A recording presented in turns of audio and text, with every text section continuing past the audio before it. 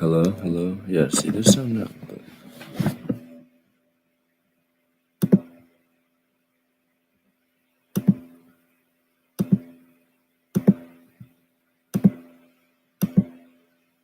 Hello, hello, hello, hello, hello, hello. I don't know.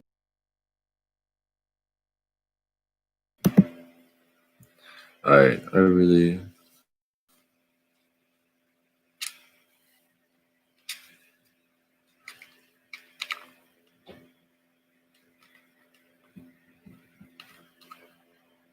Hello.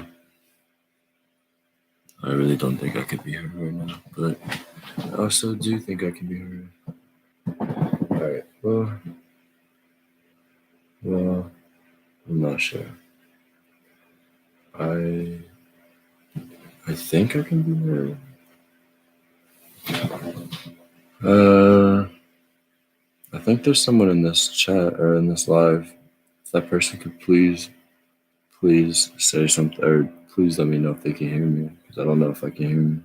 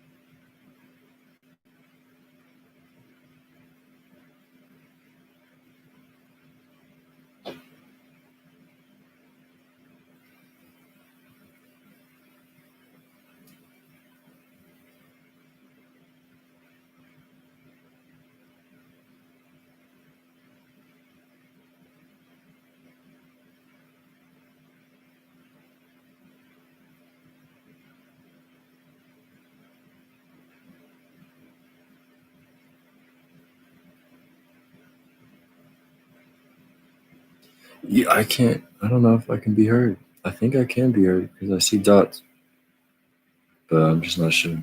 I need to figure out a way. Hold up.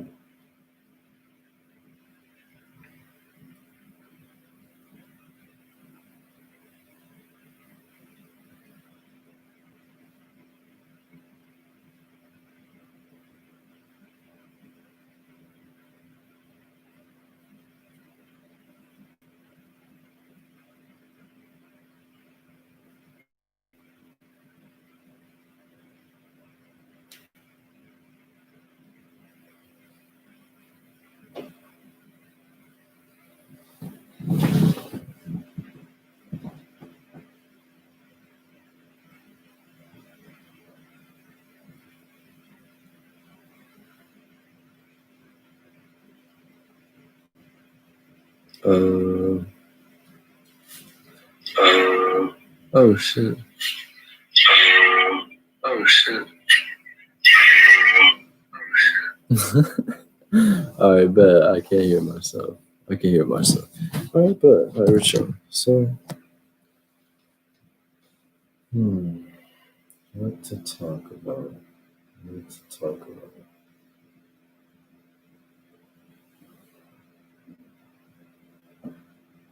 Well, listening.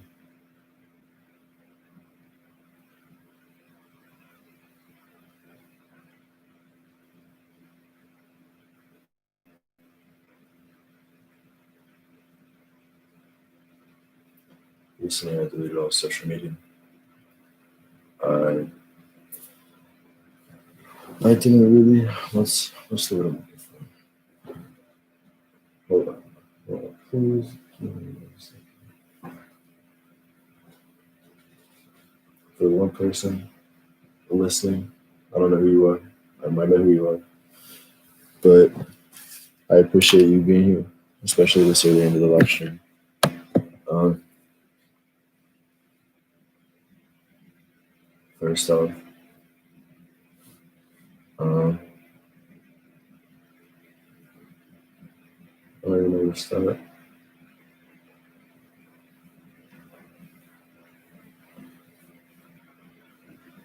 Um, I'll just start talking about social media because that's what's on my mind right now. I never got TikTok. I had Instagram, Twitter, Snapchat.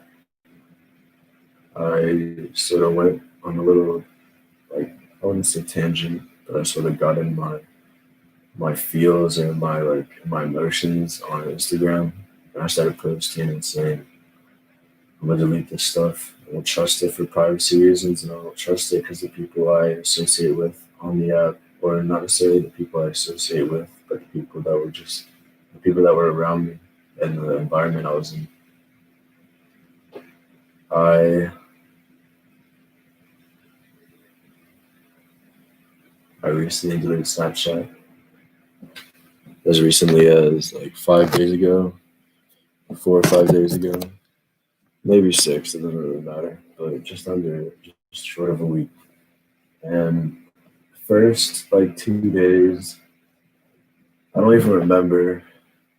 I think it was more of like that adrenaline rush of feeling free in a way because I had pretty much the only contact, quote unquote contact I had was through Tinder, which sounds weird enough, but it was the only form of social media I had.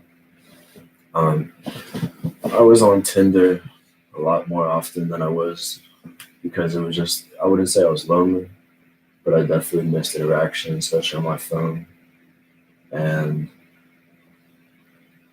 I feel like it was sort of like an adrenaline feeling that I was off Snapchat and I was just hyped and I was just in the, like, in my vibes. And um the from like the past couple of days though, it's honestly been a huge struggle. It's been a very big struggle. Um, it was like third day through the fifth day, including I don't know how many days it was, including today.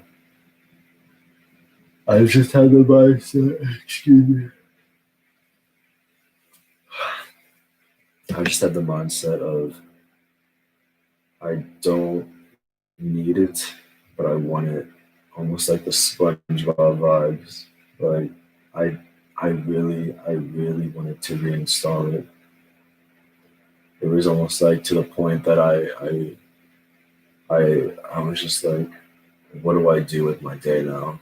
And it honestly it sucked, but it really opened my eyes. It really opened my eyes to myself.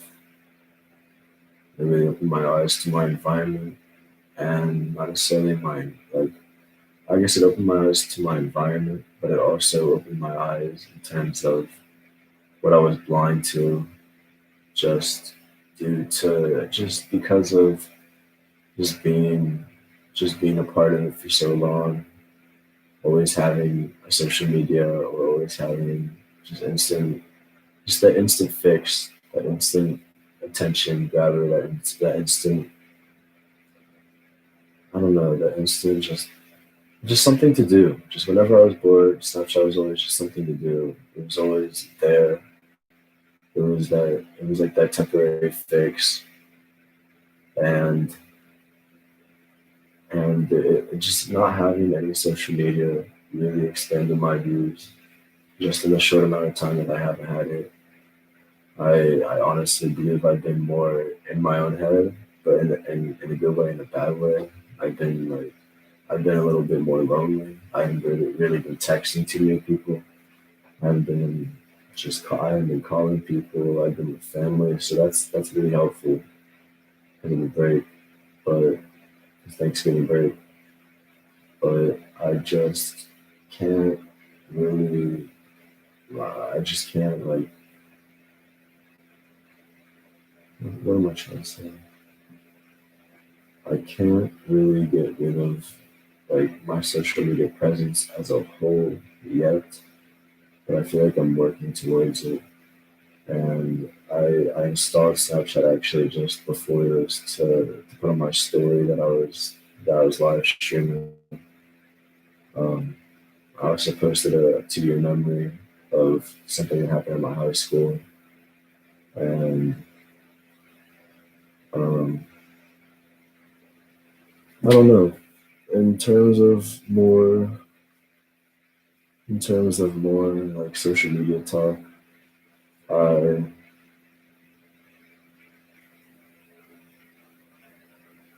I don't even know where to start.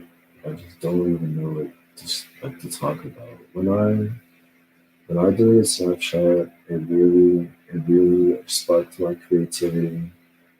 It really made me just. I didn't have that constant attention gathering, so that boredom created creativity, and it was a healthy boredom. Um, I started reading. I was looking through my closet. I found some old memories, some old nostalgic type vibes. Um, that's also where I found the book that I'm reading, and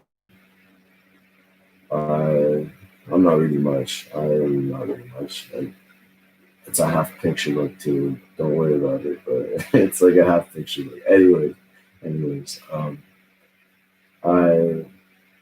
I just feel so free in a fashion, or in a sense that I don't have.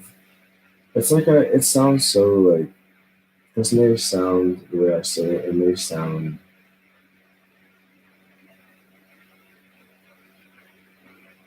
sound sensitive in a way, but when I had Snapchat, I was always exposed to I was always exposed to my surroundings, but to I guess I was oversaturated with my surroundings, and I started getting pre notions. I just started getting like emotional attachments to stuff that shouldn't even be like a second thought, if that makes sense. Like I would, like for example, I would see a girl's story and I would like think she looked really attractive or something. Like damn, like I'm never gonna be able to hit her up. Or it's just some type of mindset like that, and then like it's just like negative mindsets for no reason, and that's partially on me. I'm not necessarily blaming social media for that, but I feel like due to having social media and in particular Snapchat for such a long time, I never really understood that perspective until I stepped back from it. And I I just started losing like well, I reinstalled it and I saw some of the messages that I had, and some of them I really wanted to open, but I just feel like it's not right for me to open them in a way, which sounds really weird. But what I was thinking in relation to that, like to that thought process, my thought process for that idea was I committed to this and I put on my story. It's not necessarily that like I was trying to be a man of my word, which in a way I am. But I was like, oh, I'm doing this. Hit me up if you want me. It was almost like it almost gave me like middle school vibes. And I don't want to just be like, don't hit me up, don't do this, don't do that. Goodbye streaks. Like that's sort of the vibe I almost feel like I put out. And I really wasn't trying to. I was just being sincere, and I just didn't want to associate with the app anymore. And not necessarily the app itself, but also the stories, the discovery, and that's in some cases my own communications with individuals. Not nearly as much, but mainly in my stories and in the discovery stuff. I don't really watch discovery stuff, but it's always in my face. And Um, that just brought up a great point. When I was waking up, or not necessarily when I'm waking up, the first couple of days, I I didn't have Snapchat. I would wake up and I would be on my phone, and I literally would look for my Snapchat app, and I would be like, "Holy shit, what do I do? What do I do now? I don't have Snapchat." And it was almost like it was like an addiction. Like that's really how I saw it as. Like that early into it, I saw it as an addiction. I really wasn't like comfortable. Like it made me uncomfortable to think that I really was that attached to Snapchat, and I even for the like for the first 2 days, first 3 days, just for the first minute, I literally was like muscle memory pressing my phone when the Snapchat thing was, and it was bad. Like I really realized how attached I was just to one social media alone. I would simply like go on my phone and it was on my home, like not necessarily my home screen, but like I had it as a tab on the bottom, and I would press it, but nothing would come up, and I was like, oh my gosh, I don't have this app anymore, and it really like hit me then, and that's when the boredom started kicking in, and like the and not necessarily the addiction, but the want for more, the want for what I like, pretty much the want for it, the want for Snapchat, and I just had to hold myself back. Um, the only the only time I've actually broken my my no Snapchat rule twice, and I broke it I think yesterday or 2 days ago. I had to text my roommate and because I didn't have his number, and it was it wasn't necessarily it was sort of like it's sort of actually like it sort of cleared my mind in a way, and not necessarily in the way you would think, but like I saw the people that Snapchatted me, and I saw good and bad in it. And what I mean by that is I saw some people, or okay, I don't want to assume because I didn't open any of them, but these are the vibes I picked up. Some of the people that Snapchatted me, like pictures or even chats, I don't know. I just saw red squares a lot. I didn't see a lot of red squares. I saw red squares more than I saw other things. Um, I I saw some of them and I knew some of those people. One person never has hit me up ever, like since the day I added them. And I had a Snapchat from them. I had a Snapchat from someone else that I hadn't talked to in a while. We used to Snapchat, but we stopped Snapchatting for a good minute. Um, but it was, and then I saw, so it was like, it was that side, and it was almost the vibe of they wanted what they couldn't have, or they wanted to see if I was actually about what I was talking about, but like not necessarily like seeing if I was just bluff, like calling a bluff, I guess. But like I guess they were seeing if I would like if they could call my bluff, if that makes sense. But then on the flip side, I saw people that were always not necessarily there for me, but people that were always friendly to me, and just some people were like just good people, and they still hit me up, and obviously they stopped since I wasn't really responding, but they were still Snapchatting me, and it may have been for like a streak or something. It may have been they literally just they saw my name and wanted to Snapchat me or something, but it sort of I sort of saw both sides of it, and um, okay, um, I don't know. I sort of lost my train of thought, but the people I saw,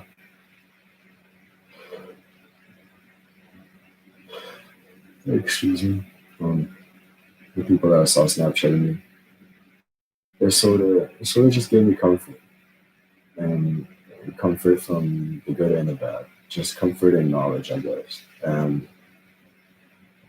and comfort and knowledge is its own topic. And I feel like I might get into that, but I don't really know where to start or how even to get really into that. Um, I would say what good way to get into it was I've had a lot of bad experiences, not necessarily as bad as others. I don't want to necessarily compare myself to others, but I've had some just mental situations that just didn't have me in the right mindset, and some physical situations didn't have me in the right mindset, and even psychological. But that's not necessarily that.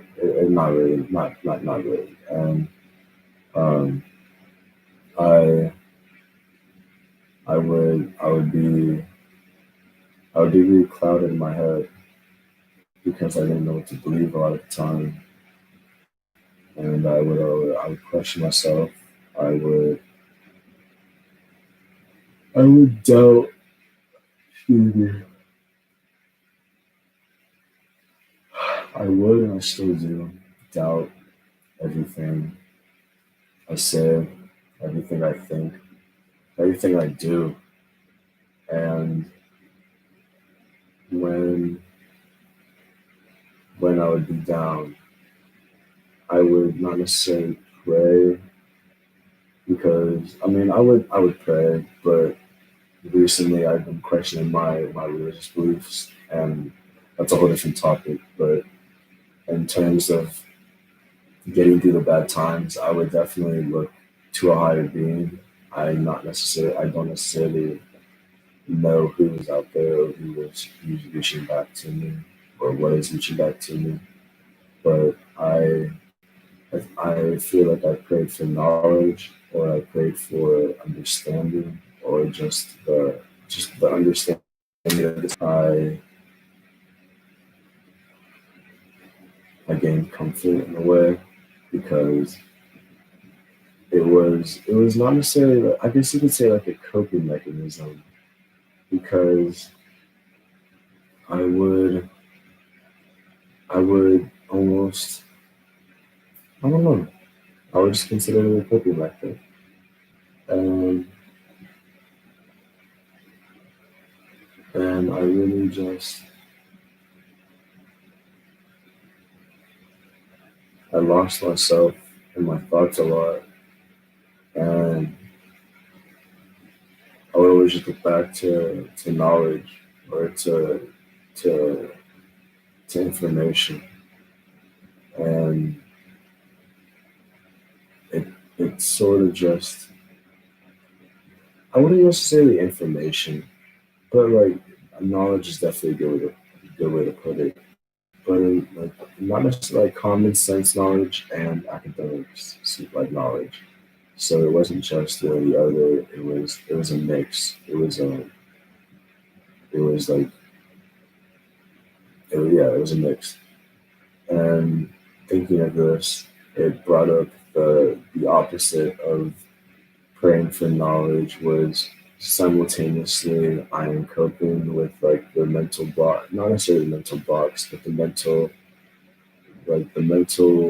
challenges I was having internally and externally, primarily internally, and that knowledge that I was not necessarily praying for, that I was asking for, and I guess I could say praying. I don't know. It's a weird connotation, but it sort of represents what I did, and praying and asking for knowledge helped, but it also just made the problem. It didn't really fix the problem because while I was still learning stuff, while I was gaining knowledge, basically while I was growing, I wasn't I wasn't losing any of that. I wasn't losing any of that pain. I was only gaining more pain in a way because I was asking for more knowledge. But when you ask for knowledge, or when you're not necessarily just asking for knowledge, when you obtain knowledge and when you grow, you get both sides of it. When an entity becomes when something becomes an entity or an entity, it it has two sides to it, and and those two sides always exist in every scenario. Everything out there has two sides to it. Um, it's but the reason everything has two sides is simply because of perception. And I feel like I lost this mindset almost, but my whole entire late high school, early college, I was starting to unravel what I really believed in, and I started to question a lot more than just my own beliefs, but other people's beliefs, other people's mindsets, other people's embodiments, other people's manifestations, and I I realized that perception is simply the key to life, and that you can always like in my case, I was always able to find the good and the bad in the situations, no matter how much I knew or didn't know, or how much I was thinking, not necessarily know, because I don't. According to Socrates, the only thing I know is I know nothing, and I just I keep saying just because it makes sense to me, but I should stop saying it. It's like saying like, but when I was asking and when I was receiving and when I was just growing, that pain that came with it helped and it showed me both sides. But I just need to, fuck, I said it again. I need to realize if I just have to be a positive person. I just have to positively reinforce my own beliefs, my own thoughts. Um,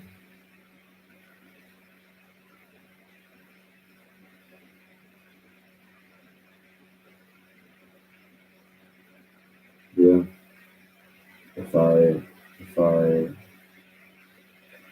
if I choose to believe, well, if I believe what I want to believe in a selfish fashion, in a selfish manner, I can I can set up borders wherever I want, and I can say I believe this, I believe that, and I'm not going to believe this, I'm not going to believe that, just because maybe it makes me uncomfortable, or maybe I'm not ready to face it, or etc. There are many reasons, and those are just relatable to myself. Um,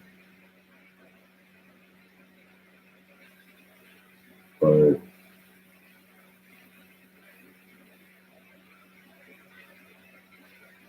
just accepting, just being humble, and having an open mindset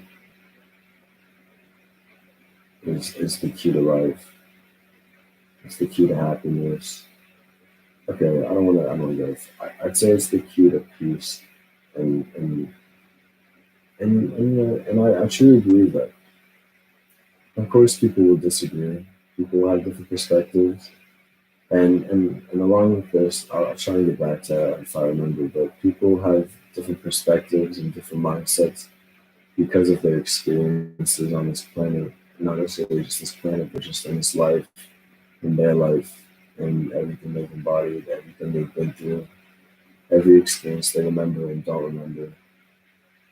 Those subconsciously affect you, and they make you, and and that is like that is why people will disagree, is because they have different perspectives that hit down to the core, and they don't want to let go of that, because sometimes letting go of your core can hurt. It's like you trust your mind, but all you have is your mind.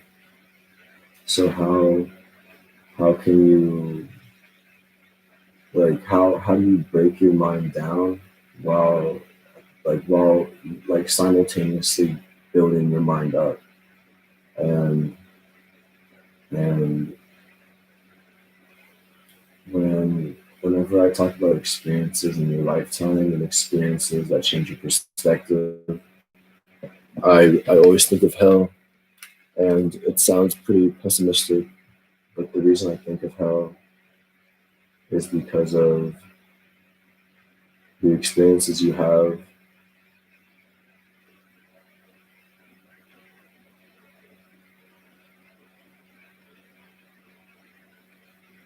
So,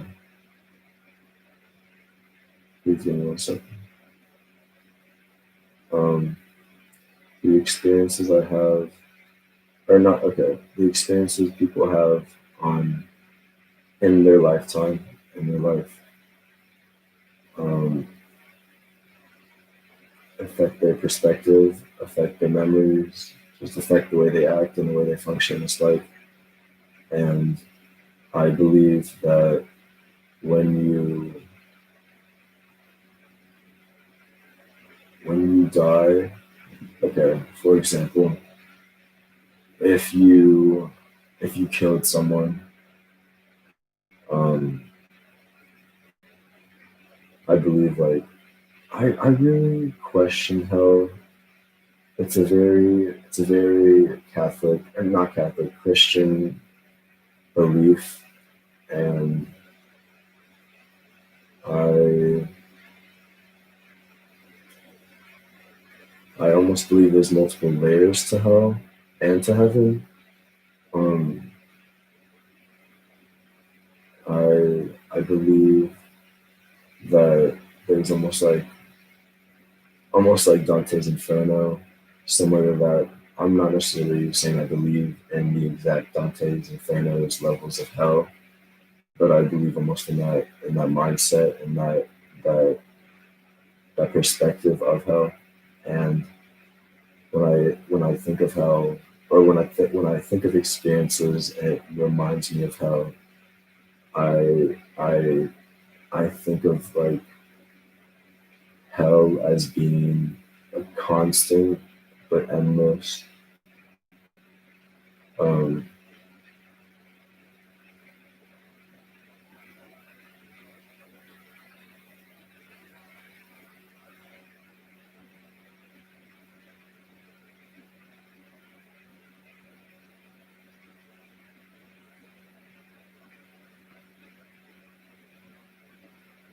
um, my fault. Fuck. So I think of I think of experiences in hell as if you okay, I'm gonna just say it to my mind. Um, if you kill yourself, you you experience that memory for like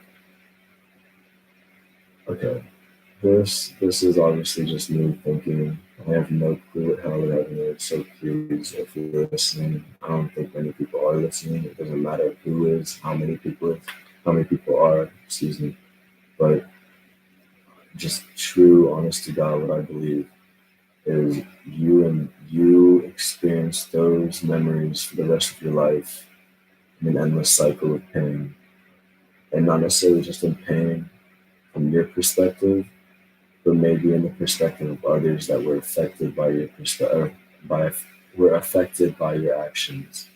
For example, if you killed someone, maybe you feel the pain of their mother, or you experience the pain of their parents, or the the heart just the heartbreak of the parents, or just that empathy, or I don't know how to explain that, but in terms of like the perspective and the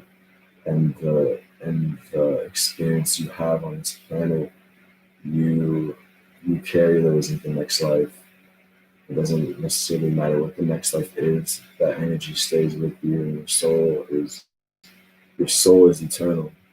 It doesn't necessarily matter where it goes or what came before this, what came after this. You're just a soul in a vat, and you are in a life that you can't determine, because everyone has a different experience, and that's why no one has the key to life, because everyone has different just has different point of views and different experiences. But if you're if you are to do something that is in the levels of hell or considered evil, considered bad, I don't know the terminology to use, but when I think of stuff like that, I just think of like just a constant cycle. And the reason I think of a constant cycle is one, repetition is literally hell on earth for me. And like, for example, play the same note on a piano, no change in rhythm, tempo, pitch, anything, articulation, how hard you press it, nothing. The same, the same note, the same sound over and over again. That will drive you crazy. It will drive you insane. Um, at least, okay, I can't say it will drive you insane. It will drive me insane. I don't want to speak for anyone else, but that is what I believe. And I've had, I guess you could call them nightmares of being in hell or experiencing hell. And one was it sounds so cliche saying this, but it almost reminded me of like Nazi Germany. It reminded me of it sort of reminded me of like gas chambers, but not necessarily like gas chambers, more of just like okay, it was like a cold ground, like black ground, black environment. Like it was like black buildings, I guess, but it was all morphed together, and it was like it was like what are those things called? I don't know. It's sort of like a roundabout, I guess, like a roundabout that I was walking in, and it was like the ring. It was like a ring of a roundabout. So it was basically just an endless ring. I was on, excuse me, I was on top of like a 2D ring. So I was just going in a circle, like on ground, not like around the outside of it, like I'm walking on the outer ring, but it was like on top of the ring, if that makes sense. And I was just raw, but like the center, it was like walking on top of a hollowed out cylinder. Um, and when I was going through it, it wasn't like a super sharp turn, but it was constantly a circle, and it had like a black environment. There was some flame type vibes, some like orange, not lava, but just like flame, like hot ashes type environment. And I almost had like this creature, not this creature, this like machine that was following me, and it was like a furnace almost, like a moving furnace, and it was like it, I could like see it, but I mean like I could see it like it was like I would be walking around the ring, and I would see it coming from the other side of the ring, and it would be like you'd see the shadows against the outer wall, but it wasn't many shadows because like it was like coal and hot ashes everywhere, completely dark, not completely dark, very dark, sort of gloomy, sort of ashy, sort of smoky, and and it would start getting closer and closer, and it was almost like I had to hide. And sometimes I tried hiding, and it would work, but it would also like when I would go hide, it would almost be like I went and hid in like a chamber. And it was almost like I hid in a gas chamber or something, or like an ash chamber. And it wasn't like an escape. It was just like a temporary hideout, I guess. And then something would happen, like a snap of a finger, and then boom, I would be back to where I started. It was like one of those movies you see, like those murder movies that one murder movie when that girl has to figure out how the killer kills her, or she has to avoid getting killed, and every time she gets killed, she restarts the day. Or I think there is some, I don't know, just that type of vibe. Like if you don't get it right, you have to do it over. And then also that just saying that sort of gives me like Hinduism vibes. And correct me if I'm wrong. I do not want to sound very uneducated, but I might sound very uneducated. The Hinduism belief of reincarnation is you relive your life in a different form over and over again until you get it right. And once you get it right, that is when you move on to the next life, and not the same life. Excuse me, not the same life per se. I guess the afterlife, um, the eternal, the I don't know, and and yeah, that's just why that's why I embody that mindset in hell or of hell, or just the negative and like the negative eternal. Um, I had another dream one time. This one was sort of weird. I'm not gonna get much into it because it was sort of random, but it was like just people I knew or people I didn't know, and there was like a game show in there. It's sort of fucked up. It was a game show. And there was like a screen above the exit slash entrance, and it was like a mine cart, but it had like a base on flat ground. This is obviously underground, or this is somewhere that's not really relevant. But it was like a flat ground with a mine cart, and then you would get on this really steep like mine shaft, and it was basically going to hell. Um, I remember seeing, I think I saw like someone's dad or something. I don't remember. Like as I'm talking about this now, it just started like almost like the memories just started kicking in of like what I saw. But like what I meant by the screen earlier was like right when we went down the mine shaft, we were like from a diagonal angle, like a diagonal angle of the entrance. So it would be like the flat ground, and then they would go down on the angle. But you're like at a diagonal angle from the flat ground at the base. And you'd be able to, from my, that's where I was, and I can see the TV. And we like saw them going down the mine shaft, and they were like getting brighter and like orange and yellow, and just like sometimes they wouldn't just go straight down.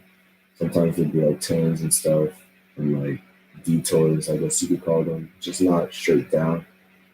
And maybe like as I'm saying, and maybe that was like different levels of hell, but at the same time, maybe it was just my imagination or something. But it was basically the embodiment of like all I could think about when I woke up was it was people going to hell. And um, I don't know. It was like repetitive, just like my last story, or like my last nightmare. And I don't know. It makes me question a lot about people's actions, especially because of. Well, okay, let me take a step back. I I try to be I try to be good to others. Sometimes I try to be good to others even more so than I am to myself, because I and myself have embodied a lot of that in my life. And like I said, I don't want to compare circumstances, I don't want to compare experiences, but that's just how I feel sometimes. And I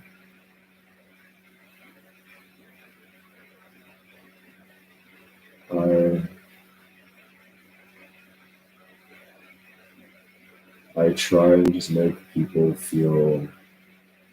I just don't want people to feel the same way I ever did. And and in doing so, I I learn I learn just from being good, but I also learn from being good even when someone's being bad to you. And I definitely have. I'm not saying I'm perfect. I'm not trying to. I'm not trying to state that. I'm trying to just say it's so hard to be a good person, especially in a bad scenario, especially when someone's being mean to you or like being a bad person. And it's so hard to do that. But doing the hard things in life is what you need to do to grow and to better yourself and to better others. And I try and live by example too, and not just by my words, because I feel like I definitely am not a man of my words sometimes, and I hate it. But it's also just my mind wanders, and my mind. I'm spontaneous, I guess, in some things I say, and I don't think through things, and I realize that after the fact, and I try and learn from it. But where I'm trying to go with this is I learned so much from trying to be a better person, and from in learning to be a better person, I I try to I realized that karma um, karma does not only affect you in this lifetime. Karma will stay with you after this lifetime and into the eternal. And I I don't want to say be a good person because you might get something good out of it in the afterlife. But at the same time, that's exactly what I'm trying to say. And that may sound really complicated, really weird. But it's just the best way I could describe it. And I guess what I'm trying to say in all this is you people embody hate, people embody negative mindsets, they embody just they feed off of negative energy, and they throw negative energy out into the world. And sometimes it's conscious, sometimes it's subconscious. And if it's subconscious, then that's a lot worse in my opinion. I could easily be wrong. It could be um, their perspective or their angle on life. So, like I said, I can't judge them for their perspective. I can only understand it, and and yeah.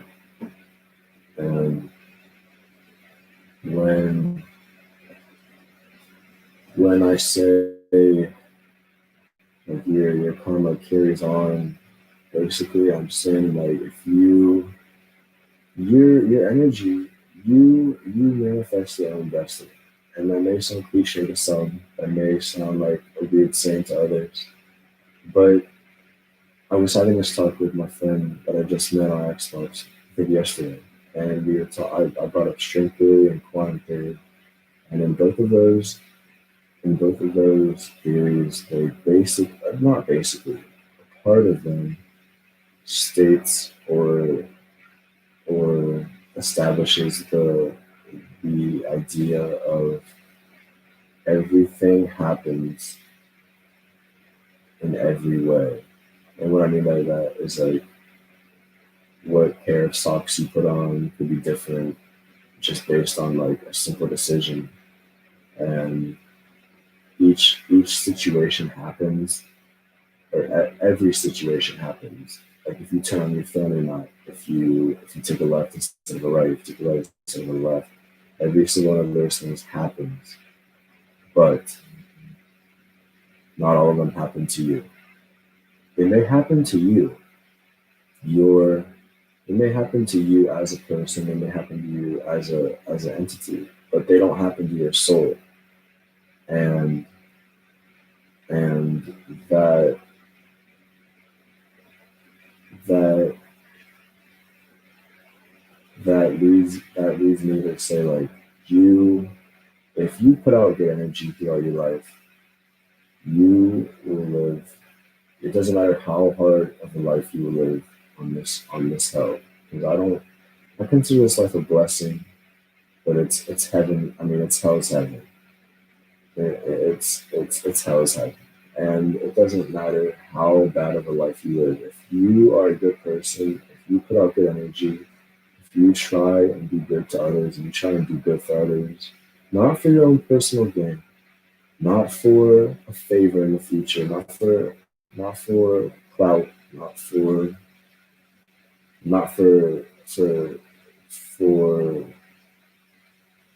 a false a false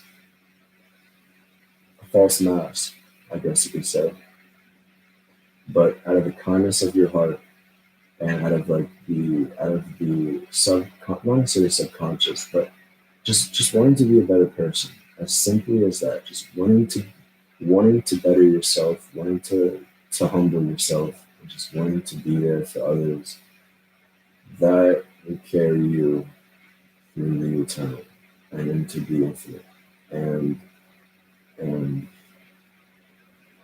some people don't understand that, and it's not necessarily their fault, because some people are just not necessarily. I keep saying just. Some people are uneducated, and some people aren't blessed with even like college, or not even college, even middle school level education. As crazy as that might sound, a lot of people probably don't have like the ability to get even a middle school level education, and some people take that for granted, and some people don't. So I don't want to get into that, but it's it's just it's fuck, I keep saying just, but people don't want to. I feel like people that are uneducated and people that are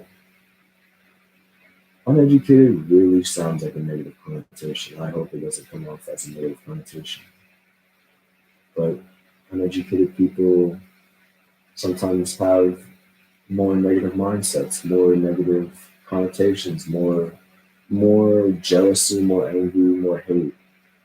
It could be because they don't understand something, and that's a natural tendency. People don't like what they don't understand, and a perfect example is Jesus.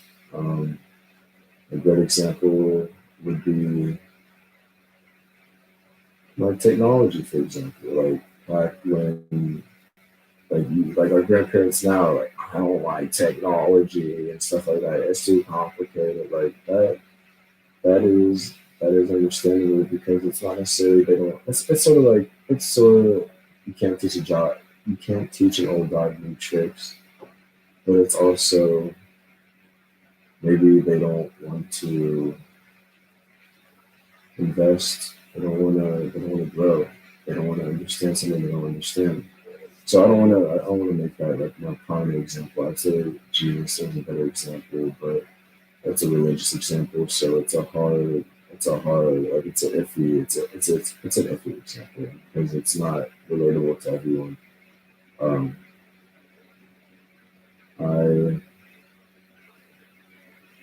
I believe like some educated people too are. Oh yeah. I should have stated this earlier. There are definitely educated people that abuse their education, and abuse their power, and abuse their knowledge, and a very prominent example of that is America. It's so like outstanding here that it's almost blatant. And um, so like I said, there's two sides to everything, and in this, like, it's, I guess it's not necessarily education in general, because I was like defending like the negative connotation of what I was saying. Or I was saying, like, I hope this doesn't come off as a negative connotation, but I was trying to say, um,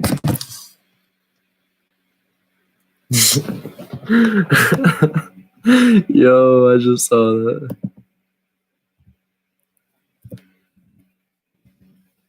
I'm sorry.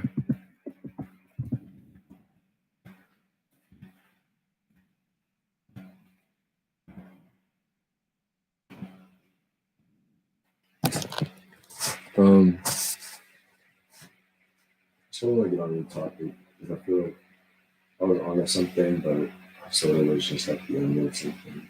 Um, hmm. What to think? What to think? What to discuss? Oh yeah. Um, when I deleted Snapchat, and I'm going back to social media talk, but when when I deleted Snapchat,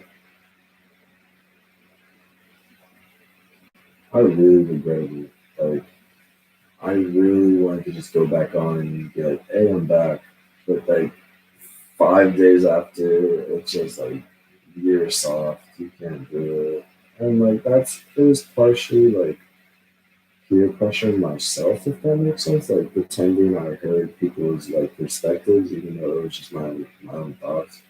It was like I was like assuming what people were gonna say if I joined back on Snapchat, and I didn't necessarily only consider their thoughts. I considered my own tendencies and the time that I deleted Snapchat.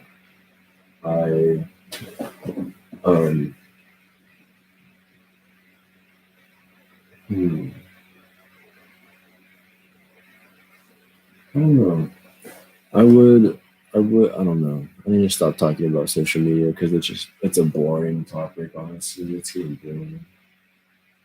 Um, hmm. Oh, I love it. I think about school. So I go to Georgia Southern. I'm a sophomore, but I won't be for long. And what I mean by that is I'm gonna drop out, and I'm gonna drop out after this semester.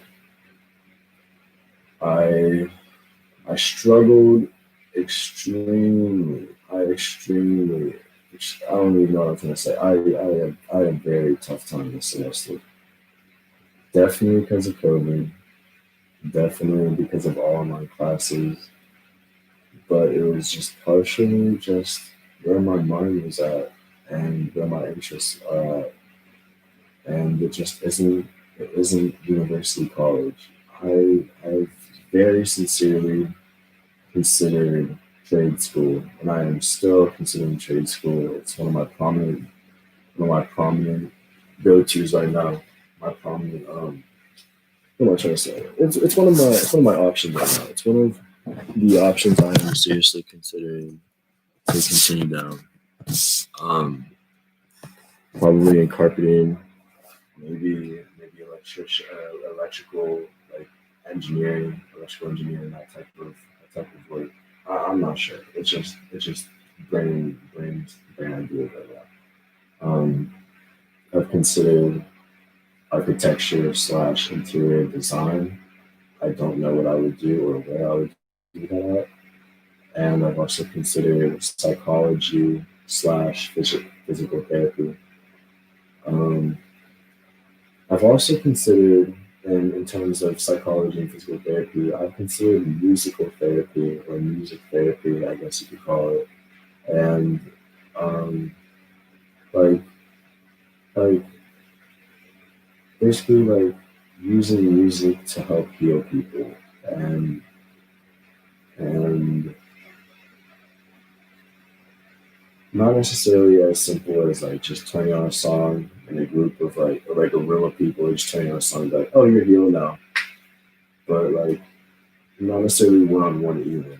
I guess like I guess just finding just meeting people or something, or just getting to know someone that is struggling, maybe trying to figure out what kind of music they like, or what kind of yeah, just what kind of music, what kind of notes, what kind of sounds they like, and then just build on that, build on what they want, what they don't want, and that's similar. I have that similar mindset about psychology and physical therapy.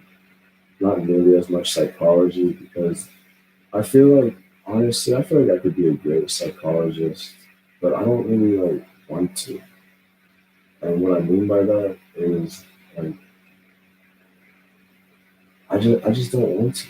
Like I just don't want to. I don't want to just listen to people's problems all the time. Like I do, I want to help people, but psychologists don't necessarily have to deal with like mental institution type problems. I'm not saying that's the type of psychology work I would want. I'm just saying sometimes it's petty. Like I'm sure that sometimes people just have petty shit they want to talk about, and I'm not your gossip. I'm here to get a check, and that's sort of what led me to. And my mom had also discussed it. She said you should consider physical therapy. And I see where she's coming from, and I see it in myself. I really do. So maybe I might lead myself down that path. But then at the same time, excuse me, I don't want to just necessarily do it because my mom gave me the idea. But I don't want to necessarily discard the idea just because my mom gave it to me. And and I wanna. That's the issue with me. I can think of anything, everything. I guess I can think of anything good, anything bad in any scenario. I just have to experience it to get to get the feel of what it's about. I have to learn with my hands and I have to learn with my heart because I can't learn with my mind. Like this may sound conceited or something, but I feel like I already learned with my mind without even being a part of it. And it's not necessarily learning; it's more of assuming and and presuming situations or presuming actions or in some form of that. But I feel like learning through experience and learning through trial and error is exactly what I need in my life. And I almost feel like I'm holding myself back because I don't know what I want to do. And and it's also just leading me to it's like I don't want to fail almost. It's like I'm afraid of failing. And I just need to find a way to take more leaps of faith. I just need to find a better way to take a leap of faith.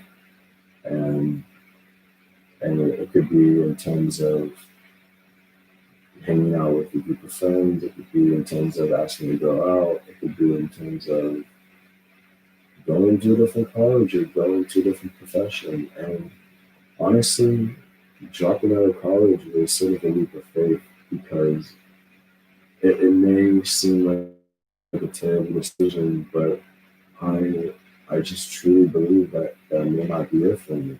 And I can't sit in a desk or sit in a classroom or sit on a computer and do homework that I know if some kid in some other part of the school is just on Chegg or on Coursera just copying that shit because he's fucking paying to win. And that may sound like I'm getting like emotional or like in my own perspective too much. But like what I'm saying by like the Chegg and the Coursera thing is it's like a pay to college is basically pay to win and just considered more expensive.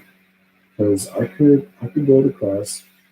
Okay, this is more undergraduate. This is not necessarily like majoring. Because majoring, once you get into like your more direct field, you definitely get more narrow into topics and it's more concentrated, I guess. But you can just copy and paste like whole semesters worth of work from Chegg and Coursera just because you're paying to do that. Like in my opinion, that's absolute bullshit. That's not what college should be about. That's not what learning is about. And my major was leading me to an office job, and that was the complete opposite of what I wanted. I considered changing my majors there. I did not find anything I was interested in, and I was not happy. I wasn't happy mentally. I was starting to get physically in shape because I needed to better myself and I needed to better my mindset and clear my mind. So I didn't have a car either the whole semester. So I had to start walking to the gym and that helped clear my mind. And being in the gym gave me confidence. It helped me clear my mind more. And just walking back, it helped just relax me. Like after a workout, I just walk back to my place or walk to get food, and I also started doing it with my roommate, and not necessarily grew a relationship, but it was just nice to just walk and talk, and go work out, and go walk, grab some food, go back to the place, eat up, shower, and go in bed. And then it'd be like 11 a.m. and I could just do whatever I wanted my day. I wasn't doing homework. I'm gonna be honest. I wasn't doing homework, but I was definitely chilling. Um, and it was like it was great. It was great physically. It really was, and it helped my mental because I was just getting out of a pretty bad place mentally because I was throwing myself in a position that I knew I shouldn't have, but I willingly did. I willingly did, and I paid the consequences. I learned my lesson, and it made me a better person. And like I said, I knew what I was sort of getting myself into, but like I said, I needed to learn with my hands and with my heart. I had the experience that I had and know for sure because I had those thoughts. I knew what I was thinking. I knew both were good and the bad, but I didn't know it for sure. I had to experience it. I literally had to put myself in a position of pain, in a position of discomfort to grow and to better myself and to better my mindset and to give myself confidence in my own mindset. And or not just in my mindset, but in my thoughts. And I I hear so much about college, like you gotta do this, you gotta do that, and blah blah blah. But college is really just the experience at this point, and not necessarily just the experience, not necessarily, but it's like it's basically time management. That's honestly how I see personally, just personally. That's sort of how I see college because with the technology we have in our day and age, you can look up anything. Okay, not anything, because we have some limited information from our government and from other governments, blah, blah, blah, that top secret stuff. But in general, you can look up literally anything. And, and I think Albert Einstein said, don't quote me on this because I am not 100% sure, I am just 98% sure. He said, never memorize something you can look up. And once I read that, my mind went straight to college. It just went straight to college because that's all I saw college as was just memorizing information for a test or quiz. That's what I've seen it since like fifth grade. That's how I've seen it, and I just couldn't. I just can't do it anymore. I simply could not do school anymore. I see trade school as maybe as a healthy medium, and if not trade school, then I'll just have to invent something or make my own business or make music. Oh yeah, music is also a good option. I'm not really sure if I wanna pursue music. I definitely want to, but I'm not necessarily in the right. I don't think I'm in the right headspace for music right now. I personally believe that, and maybe that's exactly right. I should be like in my. I feel like okay, I'm just getting in my head, um, but with school and trade school, it's like a healthy medium of learning, but learning in a different manner. And I enjoy learning. I really do. It's actually like it piques my interest to learn. Like I'm a very curious person. I guess you could like describe it as that, as a curious type of person, and like just a different angle. Like I could bring a different angle to the table, and that curiosity is part of that. And I feel like with that curiosity in normal school, I was never able to explore that curiosity. I was always told what I was supposed to be told, and if I didn't believe it, then I'd get a bad grade. Like simply, I would get a bad grade. Um, okay, maybe not as harsh as that, but almost to the degree of that. Like almost to the degree. Like I could still say what I wanted to say without getting like reprimanded or like 10 points from Gryffindor. But like it was basically like, for example, in third grade, nah, fourth grade. It doesn't fucking matter. Elementary school. I was in class and we were reading something, and I remember like earlier that semester, earlier last year, the teacher said never start a sentence with because. And we're reading, and I see a sentence midway through a paragraph or something, and it starts with because. And I raised my hand. I said, teacher. I didn't say teacher. I said Miss blah blah blah, Mr. blah blah blah. Teacher. How come if we're not supposed to start a sentence with because, how come they're allowed to? Or how come they do? I think that's what I said. How come they started a sentence with it? And the teacher was like, because they can do whatever they want or something. At the time, I was like, I mean, shit, I guess they can because they wrote a book, but it didn't really hit me until I was older. Like, that motherfucker was straight lying to me. Like, I was just so innocent. I didn't see it like that. But those motherfuckers straight up lie to you. Like, they literally lie to you, and it doesn't matter because that's what you're supposed to be taught. But, like, who says you're supposed to be taught what? Like, like, I don't like the school system in general because it's so cut and paste. Like, it just drains you from your creativity. It drains you from any. The new way of life isn't physically enslaving people. It's mentally enslaving people. That is literally why I got rid of social media because I felt the pressures of it. I felt like when I said I felt the different the like the creativity and like the freedom, the healthy boredom. I had like healthy boredom when I was like 5 days away from Snapchat and all social media. It really hit me. Like it started clicking. All the dots just keep connecting. And it really makes sense that you're mentally enslaved. Not you, just Americans and a lot of the world. And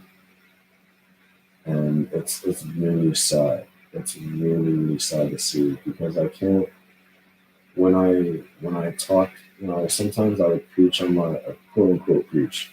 I would preach on my Snapchat story and try and tell people information, or I try and tell them a perspective of mine, even if I was wrong. I could easily be wrong at many points, but I was just trying to share my perspective of what I believe in. And I truly, truly believe like I was just screaming into a void. Like that I was literally yelling into a void and no one would listen to me. And it's so it's so sad and it hurts to see my peers, people I know, people I don't know, people I met once, I just talked to once, like they're not educated in their own beliefs. They're not educated in in in just a lot of things. And I'm not educated in a lot of things, but I know that, and I want to grow, and I want to know what I don't know. But I want people to understand that there is so much more. There is so much more than what we see, and and that we're mentally enslaved on so many levels, so many levels in our education, in our technology, in our environment, and in our media, and not social media, but like news media. And I know this is probably a terrible idea saying this shit on YouTube, but I really just fuck the party systems. Fuck both the party systems, all of them, except for the third party slash libertarian. I sort of fuck with libertarian, like that vibe is sort of fire, like just build your own house, that type of shit. But I I really just I don't agree with either side. Both sides are equally as evil. Both sides are equally as fucked up. And people just like to point fingers at each other. And that's why they still have control to this day. Is that people don't understand if it because people okay, let me take it back a step because I'm getting too emotional slash in my own perspective. When people see a political view and someone disagrees, it's instantly black and white. Not physically like race, but it's the idea of thinking black and white, and that okay, if it's not this, then it's the opposite, and you hate me, or you hate this, you hate that because you don't agree with me. But no, like people can be moderate in their views. Not everything is an extreme. And I hear people like often, not necessarily often, but more people are starting to like realize that it's not everything is an extreme, and not everything is like that, and there's moderation and stuff like that. Um,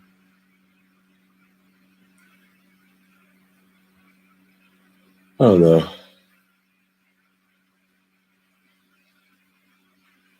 I don't know.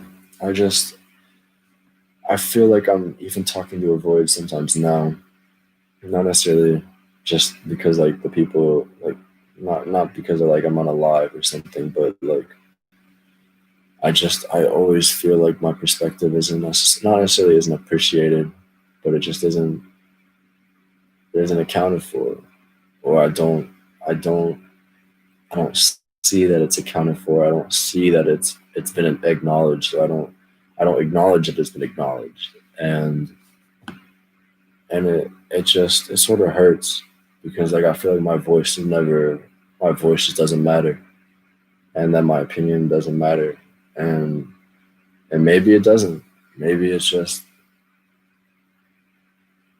maybe because not everyone's opinion matters. Like straight up, not everyone's opinion matters, and my opinion doesn't matter all the time either.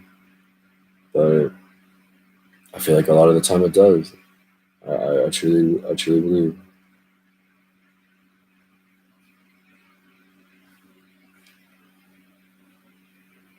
Give me 1 second, please.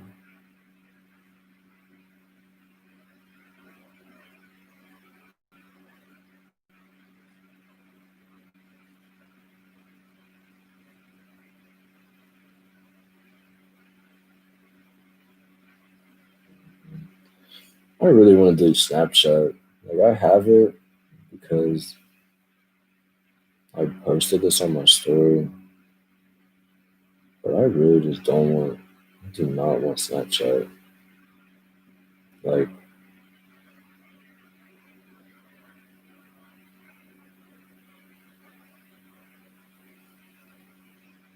I want it because there's like people I have like I wouldn't say like feelings for, but like there's bitches I want to talk to. Like straight up, there's bitches I want to talk to, and like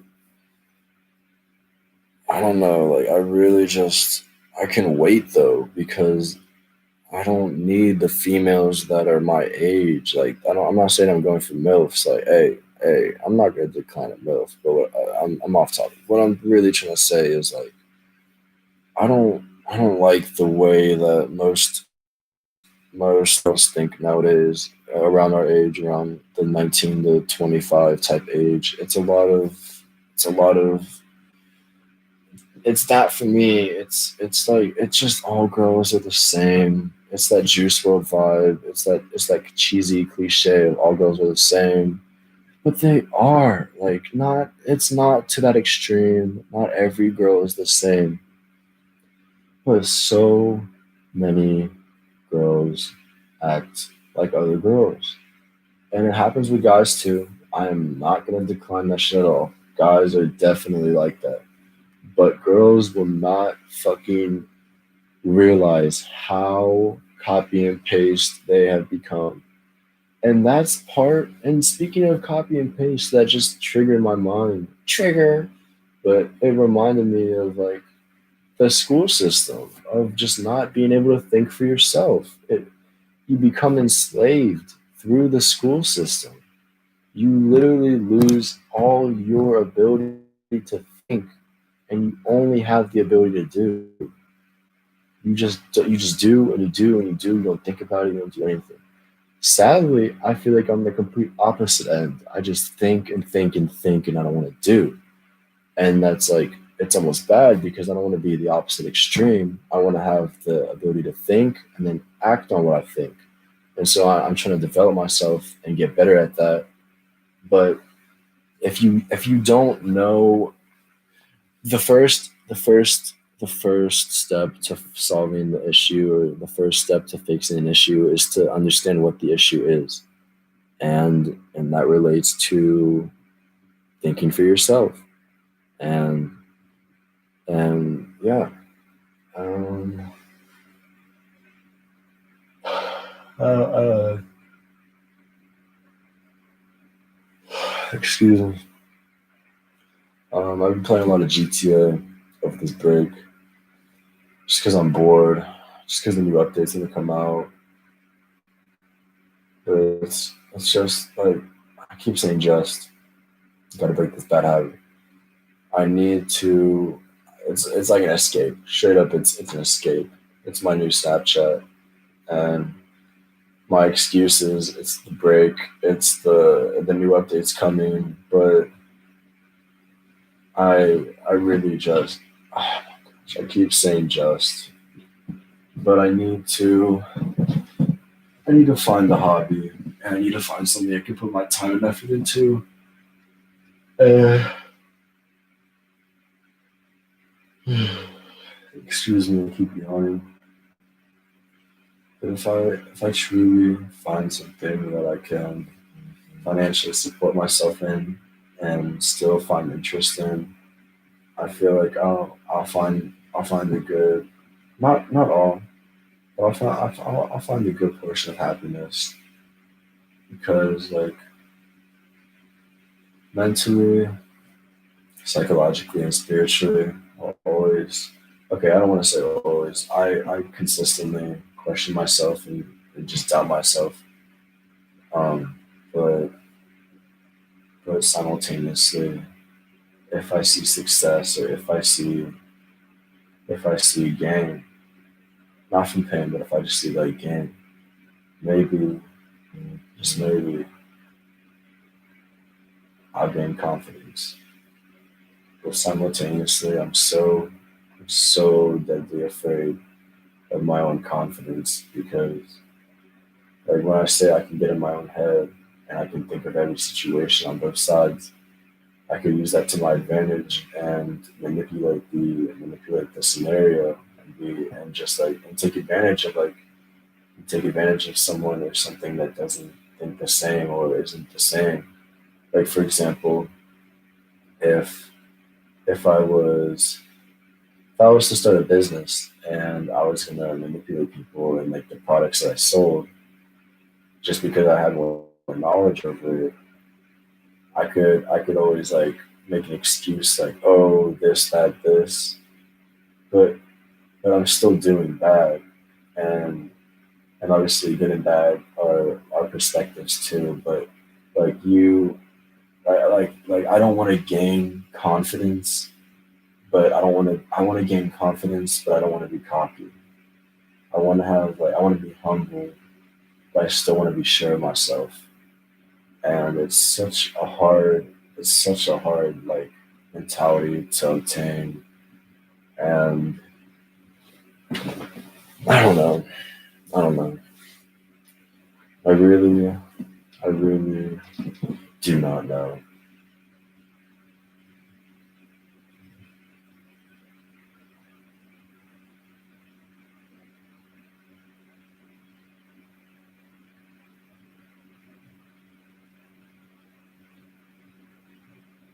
I don't know what to talk about.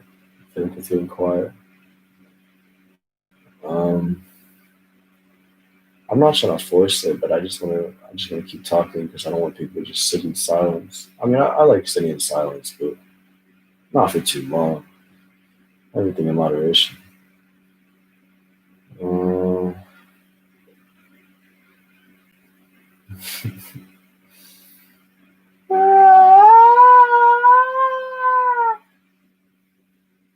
miss Vine. Vine was goaded. Fuck TikTok. I miss Vine. Except for like, except for the weirdos that blew up on that app.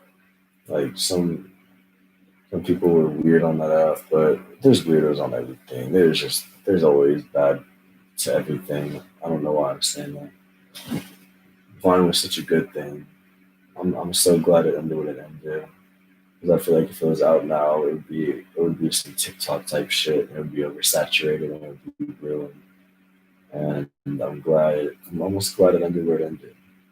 It sounds counterintuitive, I guess, because like I miss it and I wish it was still here. But if you love me, let me go. Yeah, that type of vibe.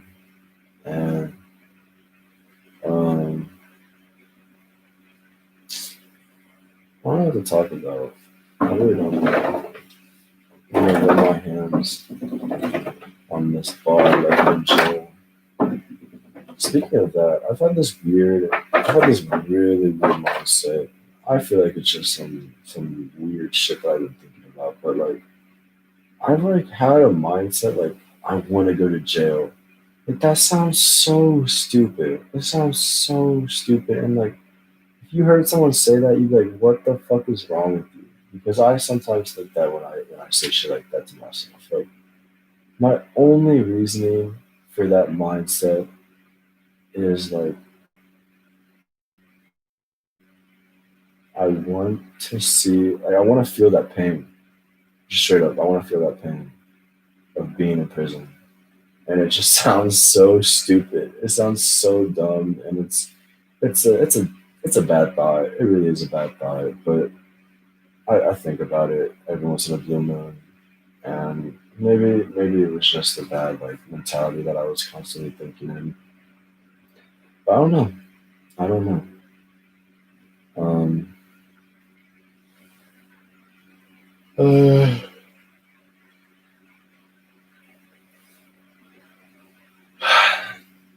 I don't know. I want to talk about stuff, but it gets boring when I'm by myself. I want to talk about like nature and biology and chemistry and history and literature and even non-academic topics like like astral projection and DMT and the third eye and all that type of stuff. I want to talk about all that stuff, but I I need someone to like I need someone to hop on a call or something with. I don't know. I'll figure it out one day, but uh,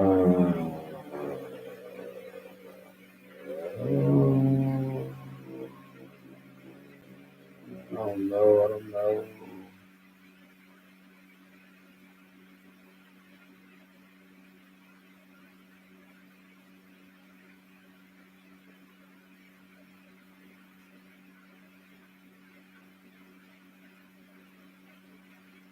I was on Xbox earlier and I was looking at my whip.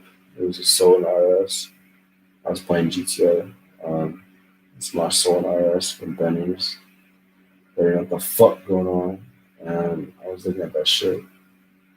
I was like, I was literally like screaming internally. I was like, this car is so fucking hard. Like, this car is so fire. And like, it really made me just enjoy what I had.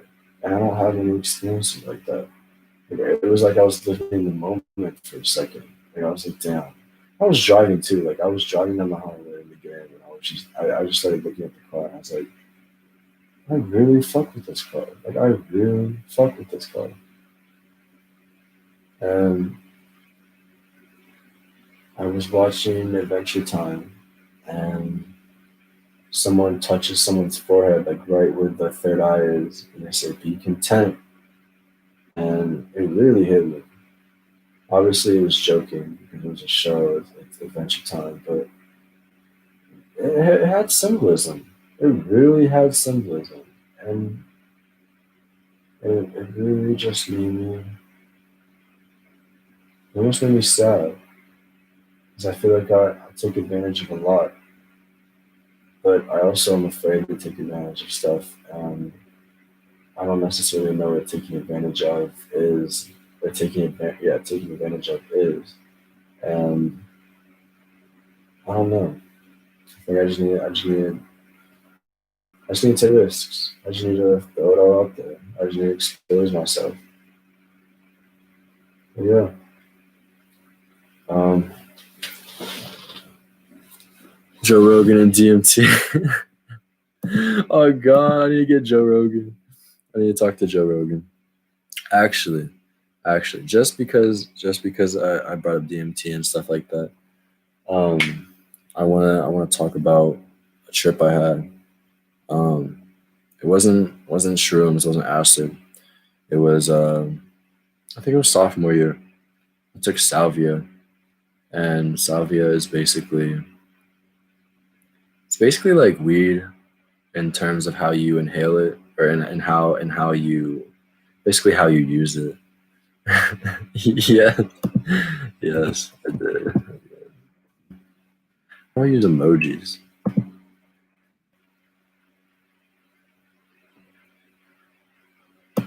Damn. Yeah, I can't use emojis, but yes, crying face. I'm using crying faces. But what happened was this was some crazy shit. This was like not crazy shit, but I don't know. It's you and someone else because it says two people are watching. Um, I was at my friend's house and we were hitting jeeps with it. So it was a tinfoil lid. It wasn't like a socket piece. Um, I basically I hit it. It is basically like smoking weed. Like it was the same. It was like ground up herb and it was, excuse me, it was ground up herb and it was green. Um, and I hit that shit and I was like, all right. Like I had no fucking clue. Excuse me. I had no fucking clue what I was getting into. But I trusted the people I was with. So in a way, I took a leap of faith, and I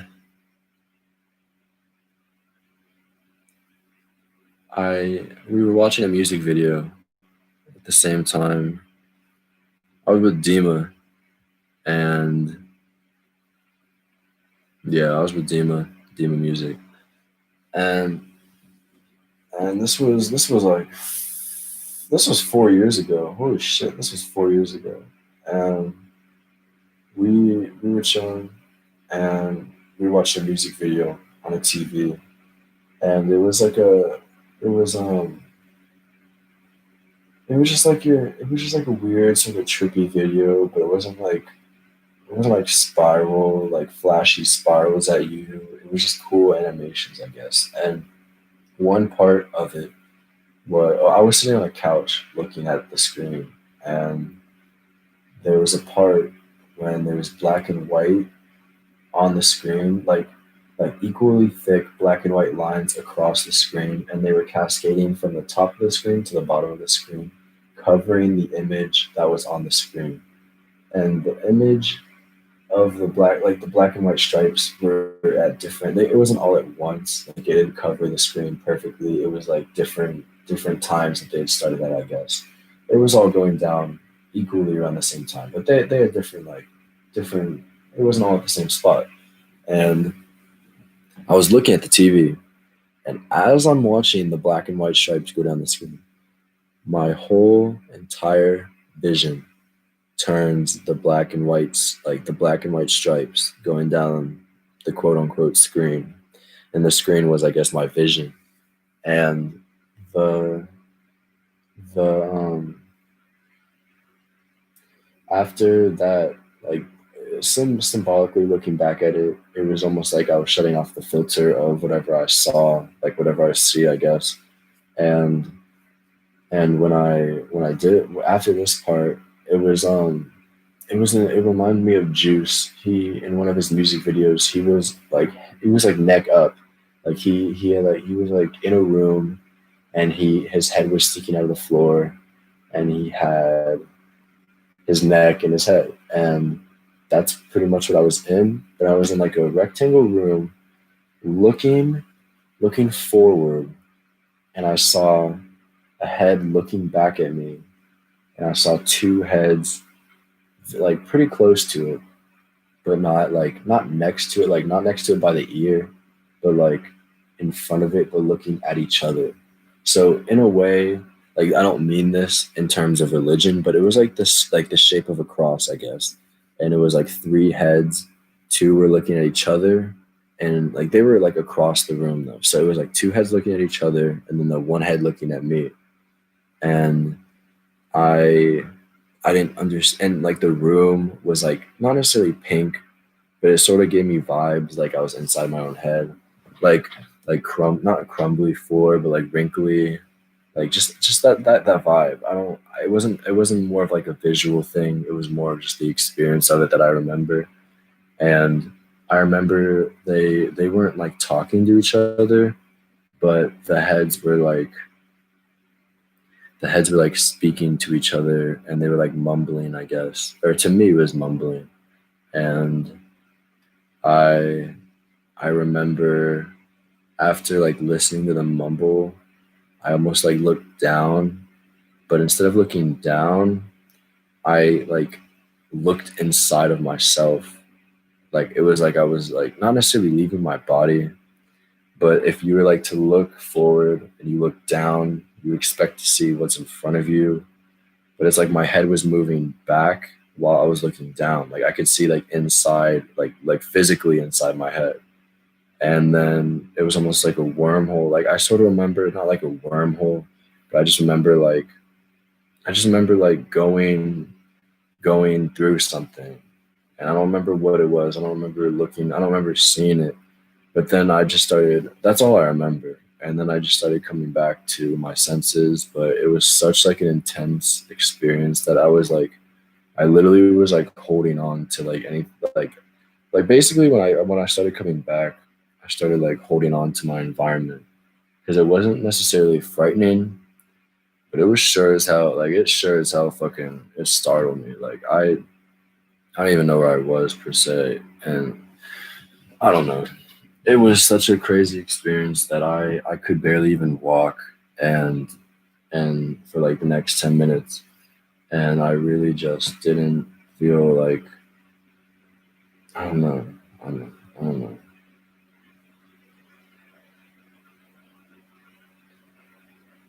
I really don't know. I'm on Snapchat. What the fuck?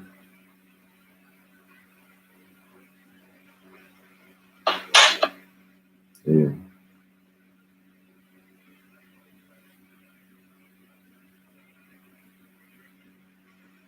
Um, I don't know. How long did it last? I would say probably. I don't remember how long I was in it, but I remember the come down was probably like 10 minutes. Like wherever I was before and after. Oh, okay. Let me clarify. During the experience, it was probably close to 5 minutes, maybe not even, but it probably took me like 7 to 15 minutes just to like recuperate where I was. Like in a way, it was like a small DMT trip. Like I wouldn't consider it a DMT trip at all, but it was to that intensity of a trip, and it was a great experience. It really was. Like it sounds weird, but it really it really just changed my whole perspective of life. Because even though like I was very young, very naive, even as a sophomore in high school, especially as a sophomore in high school, it was I don't know, it just really opened my eyes, like opened my third eye, I guess. Like that sounds cliche, but like I keep saying like too. I keep saying just and I keep saying like. It was it was a great eye opening experience because I saw things in a different perspective. Like fuck, I keep saying it, but just I keep. Oh my gosh, I keep saying it. But yeah, it truly changed. Okay. I don't wanna. Okay, let me. Clarify. I don't wanna sound like, oh my gosh, salvia changed my life. It was not like that, but but it it it it 100% changed how I thought.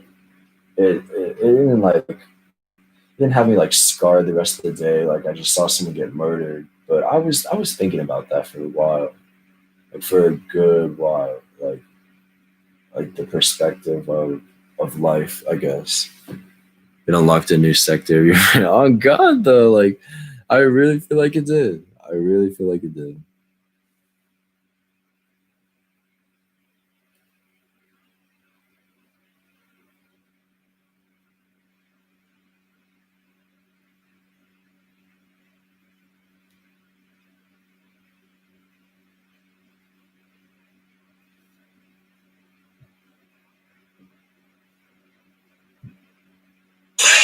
Shit, I am so sorry. Um,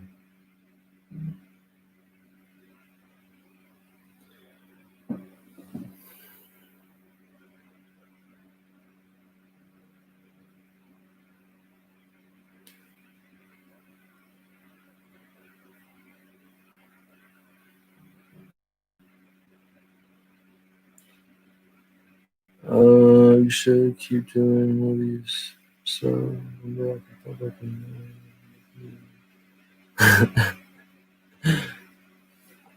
wait, did I read that right? You should keep doing these on there. I bet. I bet. I always thought about that. Like I feel like that's every person's like first thought is like I wanna blow up, but like I don't know. Like if I ever blew up, I feel like I hope to God that I remember who was there since the beginning, because when people are there when you don't have anything, that's sort of when you know. That's sort of when you know. It's not the deal breaker, but it's a sign.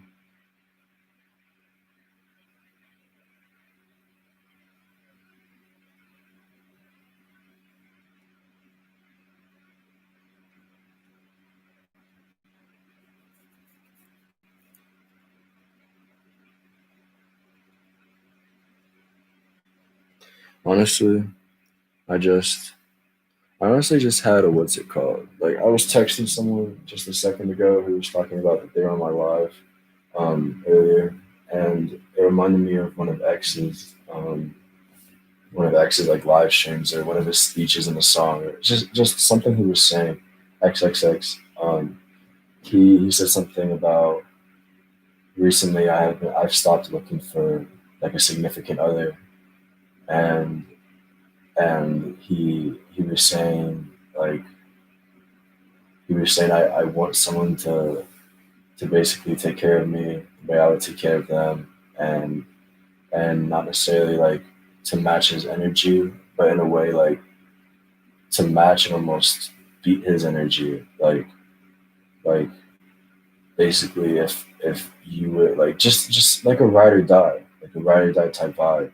And he basically said like I've stopped looking for someone because I haven't found anyone with that type of mentality per se. Or not, I keep saying per se too, but I sort of like saying per se. I'm not gonna lie. It's sort of a weird thing. I don't know. I feel like I think I'm smart or something. I don't know. I don't know why I say it, but he was basically saying like I can't find someone that does that for me. He said it may sound selfish, but that's just how I feel. And recently, that's sort of the embodiment of like how I felt with like relationships. I guess is I definitely I definitely want a relationship. I definitely want to have a relationship and like and care for someone and them care for me and just share experiences and share life with someone that really cares about you as a person. But I just haven't found that. and and maybe maybe I have, and but maybe I haven't. And what I mean by that is I was in my closet today, and I saw a little notebook, not a little notebook, like a scrapbook that Kate Dow, my girlfriend, I think in freshman or sophomore year, she made me for Valentine's Day, and it was like I think it said 20 reasons why I love you, and and like I'm not saying like I caught feelings for her reading that again, but like it really made me think about it, and it's been almost 5 years since I dated her, and I haven't heard of her, and like I haven't seen. Actually, I did see like a picture of her like once or twice in the past like couple years, but like honestly, I haven't heard much about her, and she almost gave me like vibes. Now that I look back at it, she almost gave me like ride or die vibes, like not necessarily ride or die vibes. She was definitely mature, and I was definitely mature at that age, but she seemed like she really did care for me and love me, and maybe I didn't love her back the same way that but in the same way that she did for me, and that's why I meant like maybe I did find it, but I didn't find it, and like I can't, I don't want to blame, I don't want to blame love on my, I don't want to blame love on the girl or like the significant other, but because like if I always hear this, if you don't love yourself, you can't love someone else, and I agree with that. And I feel like I've sort of been in that mindset, but I've also been affected by that mentality. Well, that didn't come out right. Basically, I feel like I've almost been in that same scenario. Like I haven't loved someone else because I don't love myself in a way, and in more than one way. And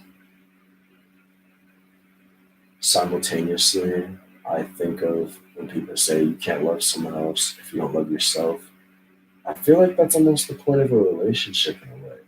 Not for them to, not necessarily for them to make you love yourself or something like that, but they show you like they provide clarity for you. They provide comfort for you, and they just love you unconditionally, and they're loyal to you, and that alone can help someone love themselves because they can have like confidence in what they do, and they have confidence in their actions because they know that someone's always there for them. So I feel like you you you love yourself. You start to love yourself. I feel like you can maybe start to love yourself more by being in a relationship. Not just you have to love yourself before you're in a relationship. And yeah, Kate, but wait, oh shit, my fault, bro. I haven't been reading. My fault. The hardest thing is remembering who was there from the start because there will be so many new people about anything you ever want or new. That's facts, though. That is facts. That is facts. People, and it's hard to see like when you talk about um people being there for you, and like and from the start. Um, Sometimes people see you as like a threat or as an opportunity, and they want to take advantage of you, or they want to just they want to use you for a negative reason or something. And I just read what you said, and um fuck. And yeah, and they just want to leave you on standby, just leave you close in case they want to use you, in case they need you, and that's similar to what you're saying. And then yeah, Kate, but I completely forgot about her. Like, not in a mean way. It's just been so long, and I haven't heard just anything about her or anything. It just hit different. Fuck, bro. I've almost been on this thing for 2 hours. It really hasn't felt like 2 hours, I'm gonna lie. I mean, I'm not gonna lie. It's felt like maybe an hour, maybe an hour. I'm starting to run out of things to talk about though, at least currently. I just gotta think. Brain power. What's that thing that Jimmy Neutron would say? Not brain blast. Fuck. Maybe it was brain blast. Maybe it was. I just remember think. I don't remember. I gotta look this thing up. I gotta look this up.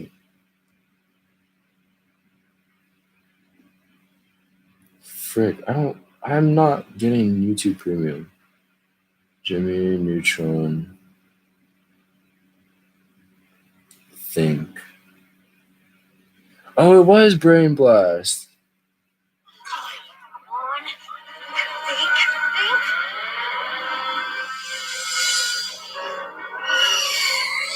Sarkis is bad as fuck.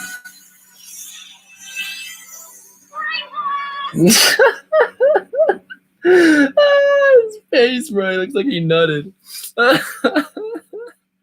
Brain blast! This motherfucker.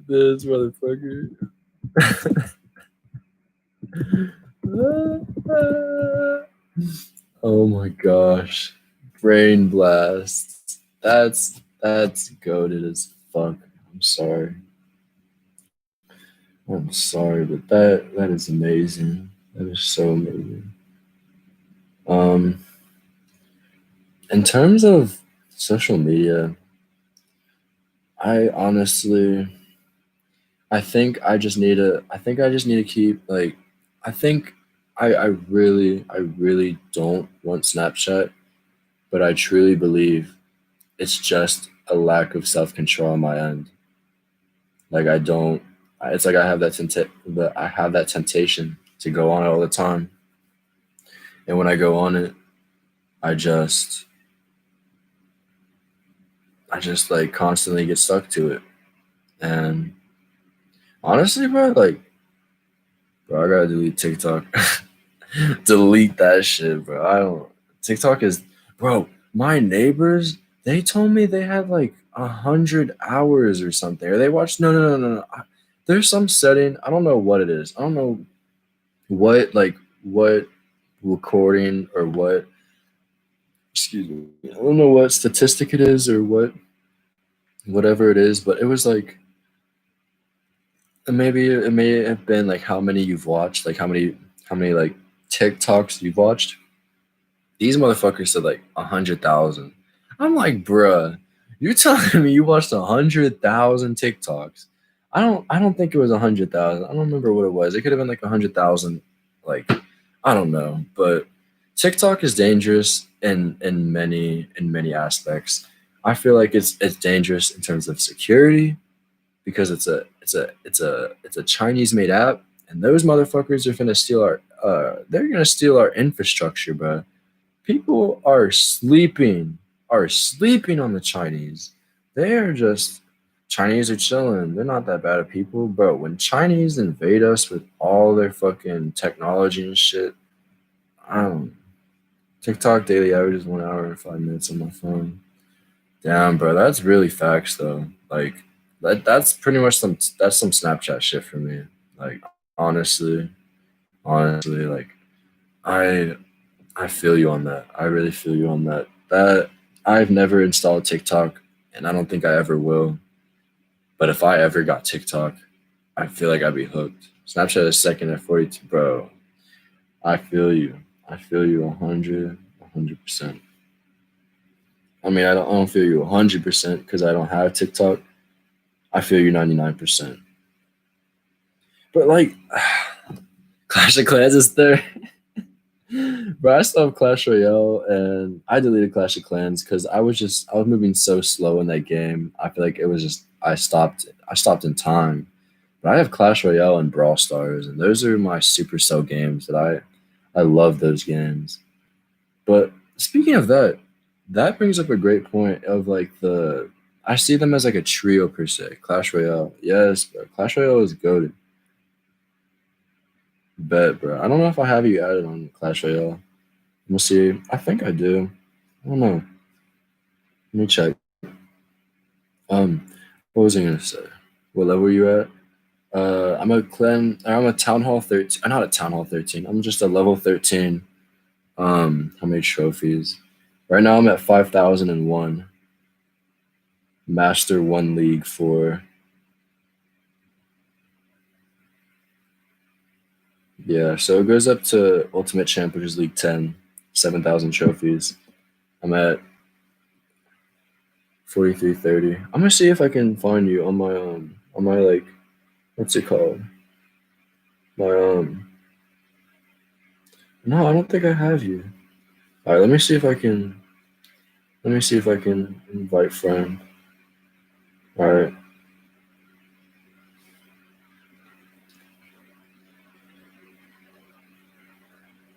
Um but I see Clash of Clans, Clash Royale, and Brawl Stars as like the trio. And not necessarily a trio, but three complementing but different, like similar but different styles. And what I mean by that is Clash of Clans, you control the clan itself, you control the environment, like in terms of like taking out the trees. Um, you control like your troops. You're basically it's like large scale warfare, I guess, like a war, like a clan versus clan.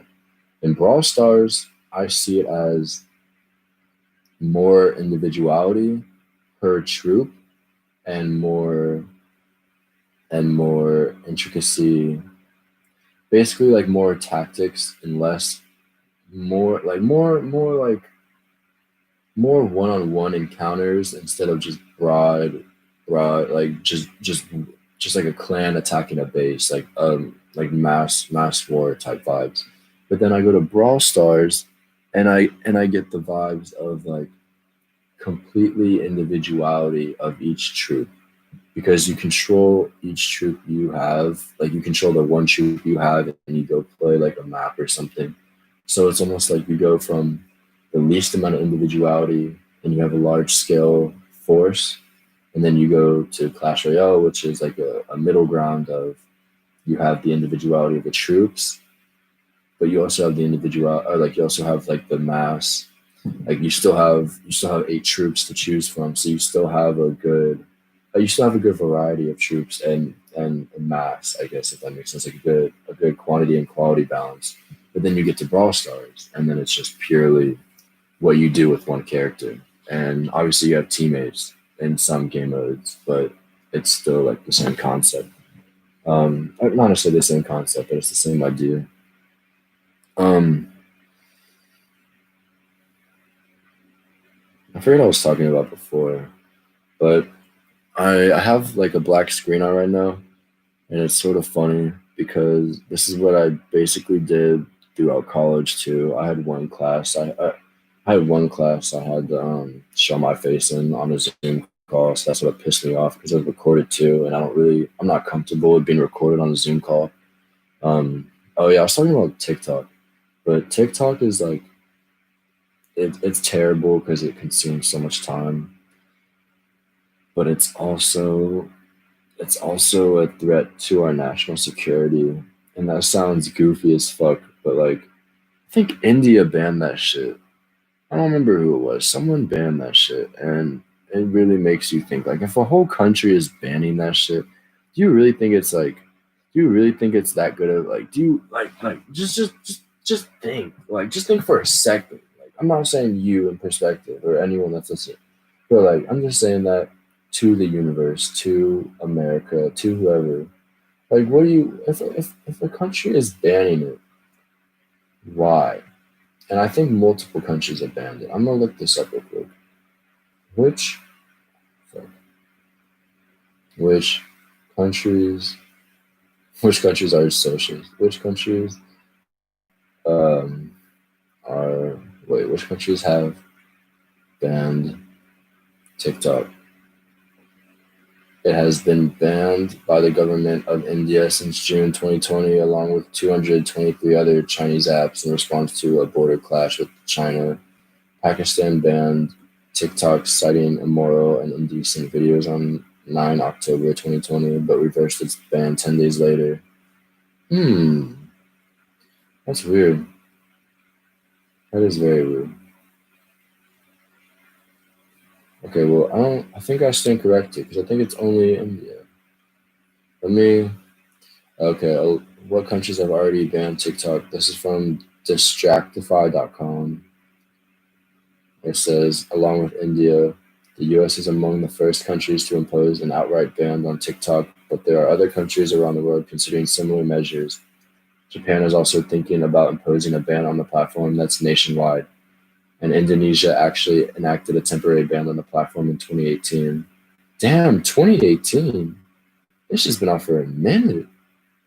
That ban was ultimately overturned, but it was enacted because of inappropriate content on the platform. That's another thing, bro. It's a bunch of fucking 14-year-olds shaking their ass. Like, no wonder the fucking government is fine with that. Most of the fucking government would fuck those 14-year-olds. Straight up. Straight up. Um, yeah, that's sort of an assumption, but it's an assumption I believe. Um,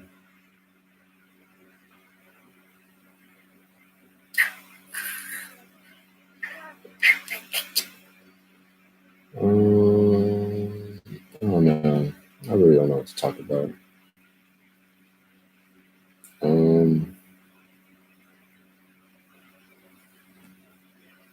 Shit, I don't know what to talk about. I'm pretty much out. Oh, I'll talk about Snapchat again.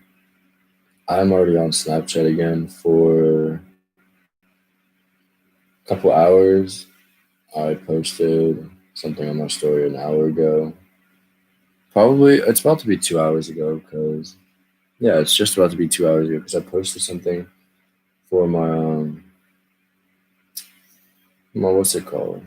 For my live stream. And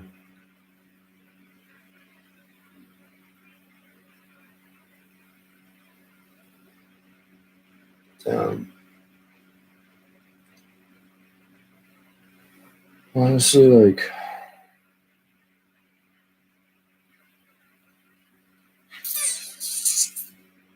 I don't know why I'm making sounds, but I all right. This is sort of a touchy topic. It's about LGBTQIA plus stuff. Um, America's about filtering and not necessarily, yeah, filtering and putting like people and putting people in filters. And this isn't about any. Oh wait, oh shit, my fault. I didn't. We were close to winning it. They wouldn't let Trump pull the trigger. Elections caught all of them creeping with it.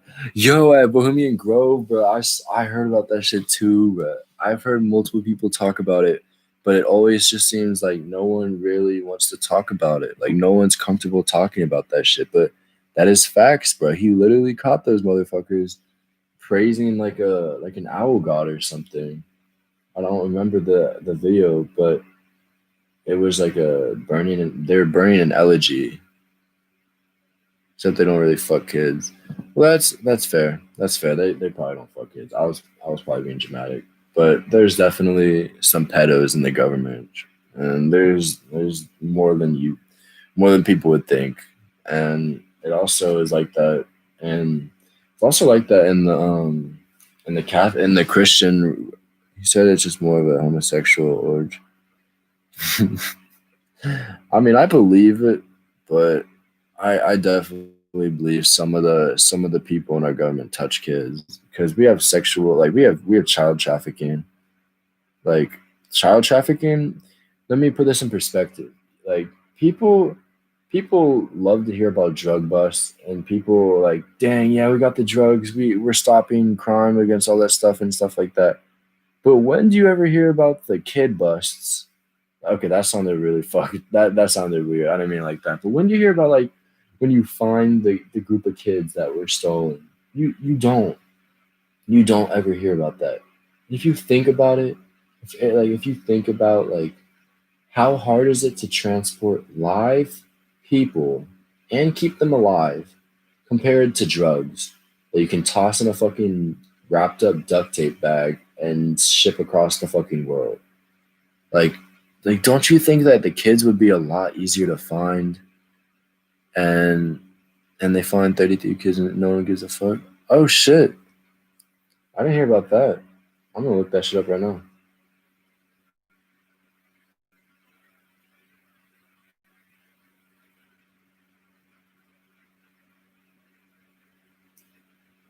33 kids found in Georgia, child trafficking. I spelled trafficking wrong. Arrest rate in GA, human trafficking sting. September 3rd, 2020.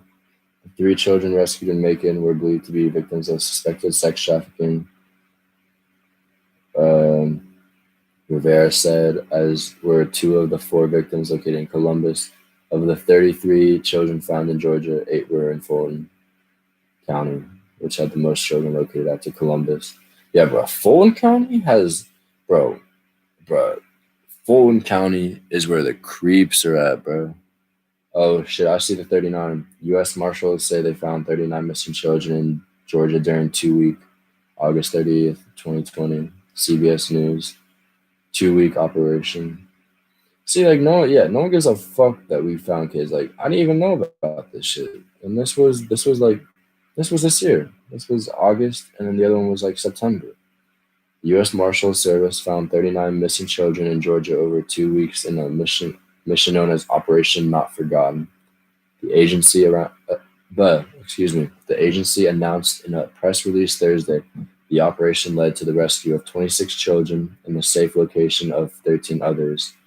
These missing children were considered to be some of the most at risk and challenging recovery cases in the area, based on indications of high risk factors such as victimization of child trafficking, child exploitation, sexual abuse, physical abuse, and medical or mental health conditions, the press release reads. That's facts. Like, this shit is so fucked. And I definitely believe the government is involved with child trafficking. Yo, speaking of that, there's this YouTube video by Avicii, or I really feel like I just butchered the hell out of his name. Avicii, I feel terrible. Um, let me look up his YouTube. Avicii. He was the So Wake Me Up When So I think so. 1.9 billion views. 1.9 billion. Oh fuck. Excuse me. 1.9 1.988202604 views. Bro, 9.2 million likes. I'm adding this to a playlist. I don't want to get monetized. That was probably too much. Yeah, he got killed in the Middle East, and he has a song called "For a Better Day," "For a Better Day," and it was 5 years ago, 86 million views, and I watched it. It literally talks about child trafficking in America, and he got killed in somewhere in in the Middle East. I forget exactly where, but I looked it up. There's also a music video. Oh, it's Yummy, the Justin Bieber. He's got that yummy, yummy. It was that song, but in the song, it also talks about child trafficking and child labor, and people in the comments are all blowing up about it. And Justin Bieber, bro, like he's actually like he's low key. I want to say he's exposing the government or something, but he's exposing like some secrets about like what those motherfuckers are about. Like straight up.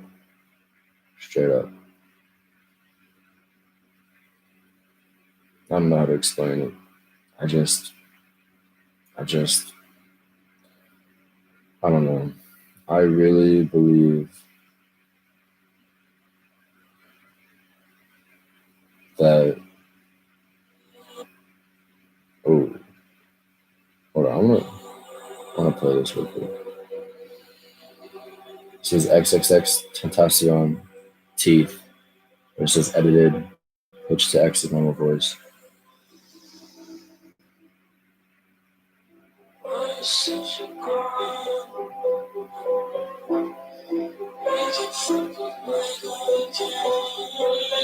That's sort of fire.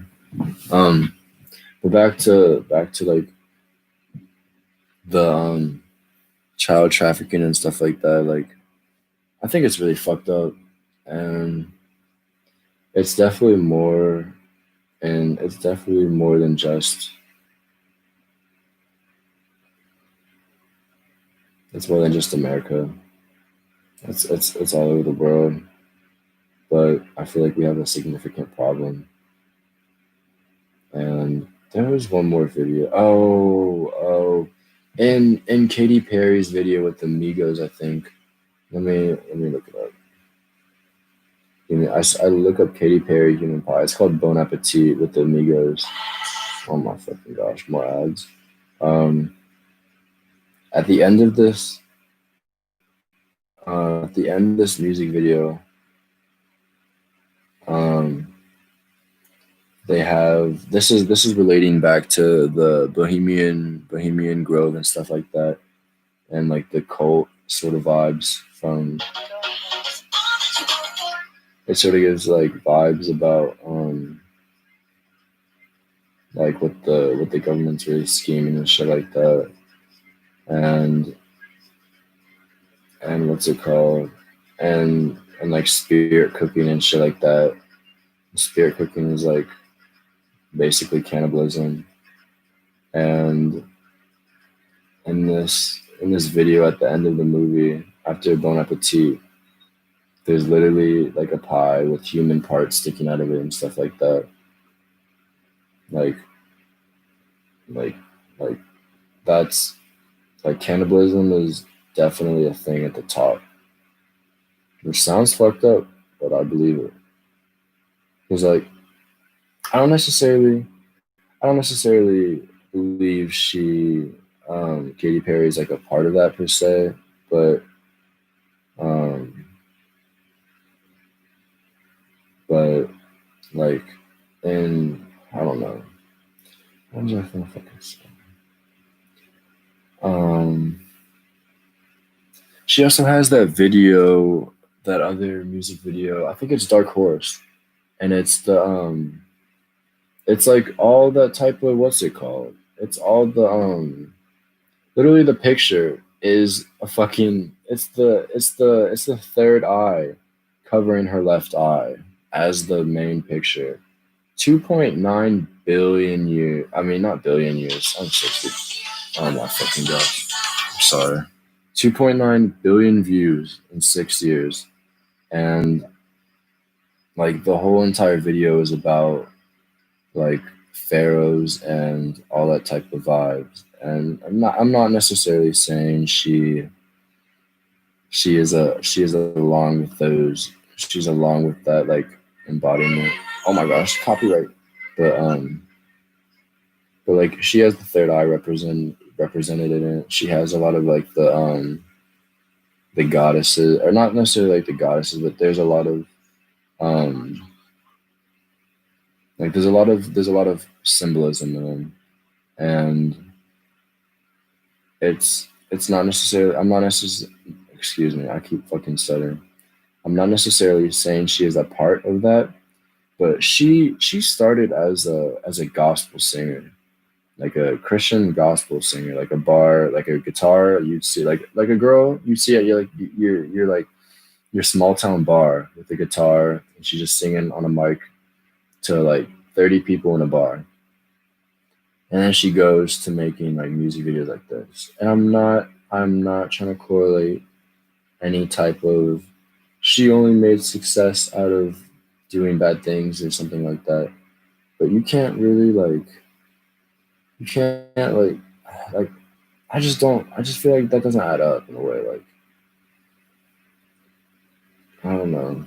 But it may sound like what am I trying to say? It may sound like I'm being jealous in a way or envious of her success, but that's not necessarily where I'm trying to come from. I'm trying to come from like a concerned standpoint of like what, like how does that happen? I guess if that makes any sense. And I just don't, I just don't trust a lot of a lot of stuff, and I just question a lot, and I don't know, I don't know.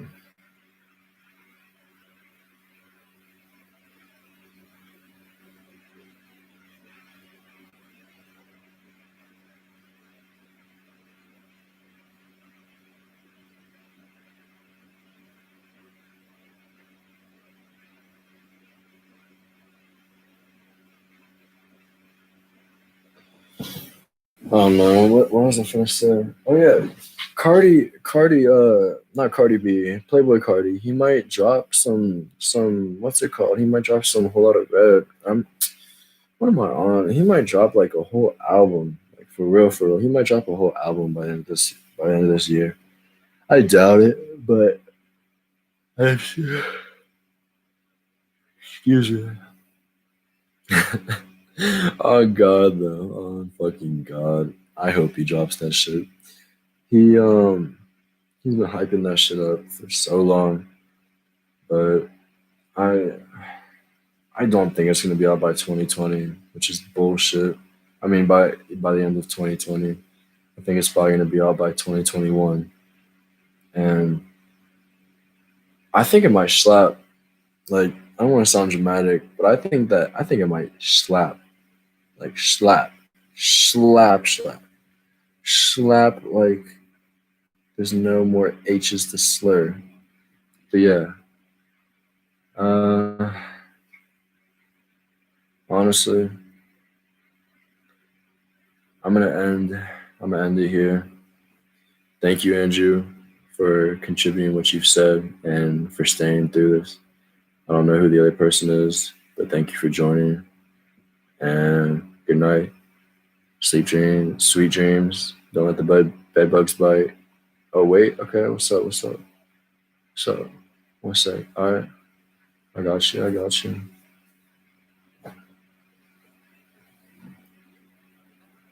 In the meantime, while I stall temporarily, um, oh yeah, I could talk about CoStar.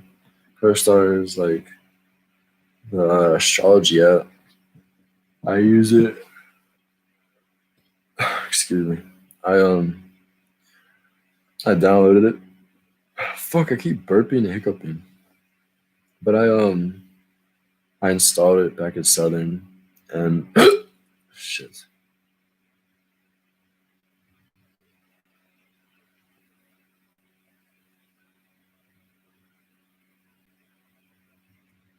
Okay, okay.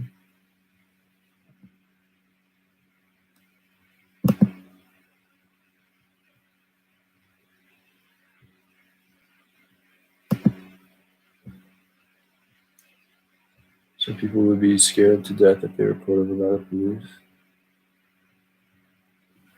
Okay, true.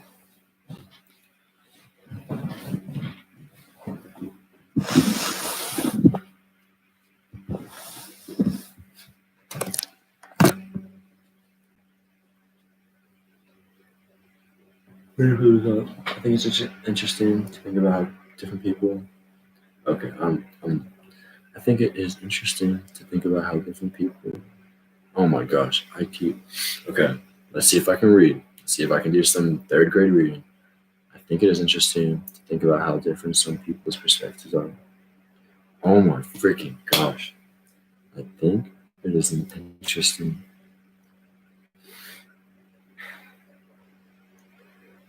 I think it is interesting to think about how different some people's perspectives on life are. For example, some people would be scared to death if they're pulled over by the police.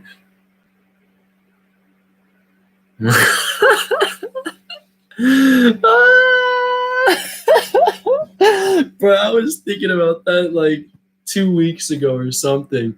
Oh my gosh. Oh my gosh, bro. I forgot about the impounding part. That is, dude. I really I that That made my night, bro. That shit's funny. That shit is funny. I remember the first part of it so vividly. Like he really like, and along with that, his friend like people are in different lives. On God, though. The thing is, his friend did take the fall from him.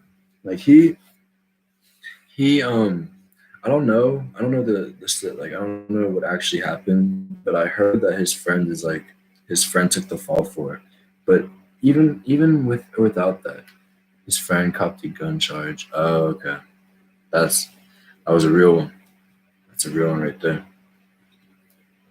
That shit that shit's funny, bro. That shit is funny.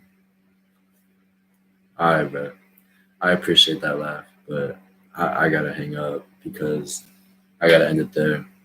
But thank you for joining me. Thank you for staying with it. Thank you for just listening and contributing. And yeah, good night.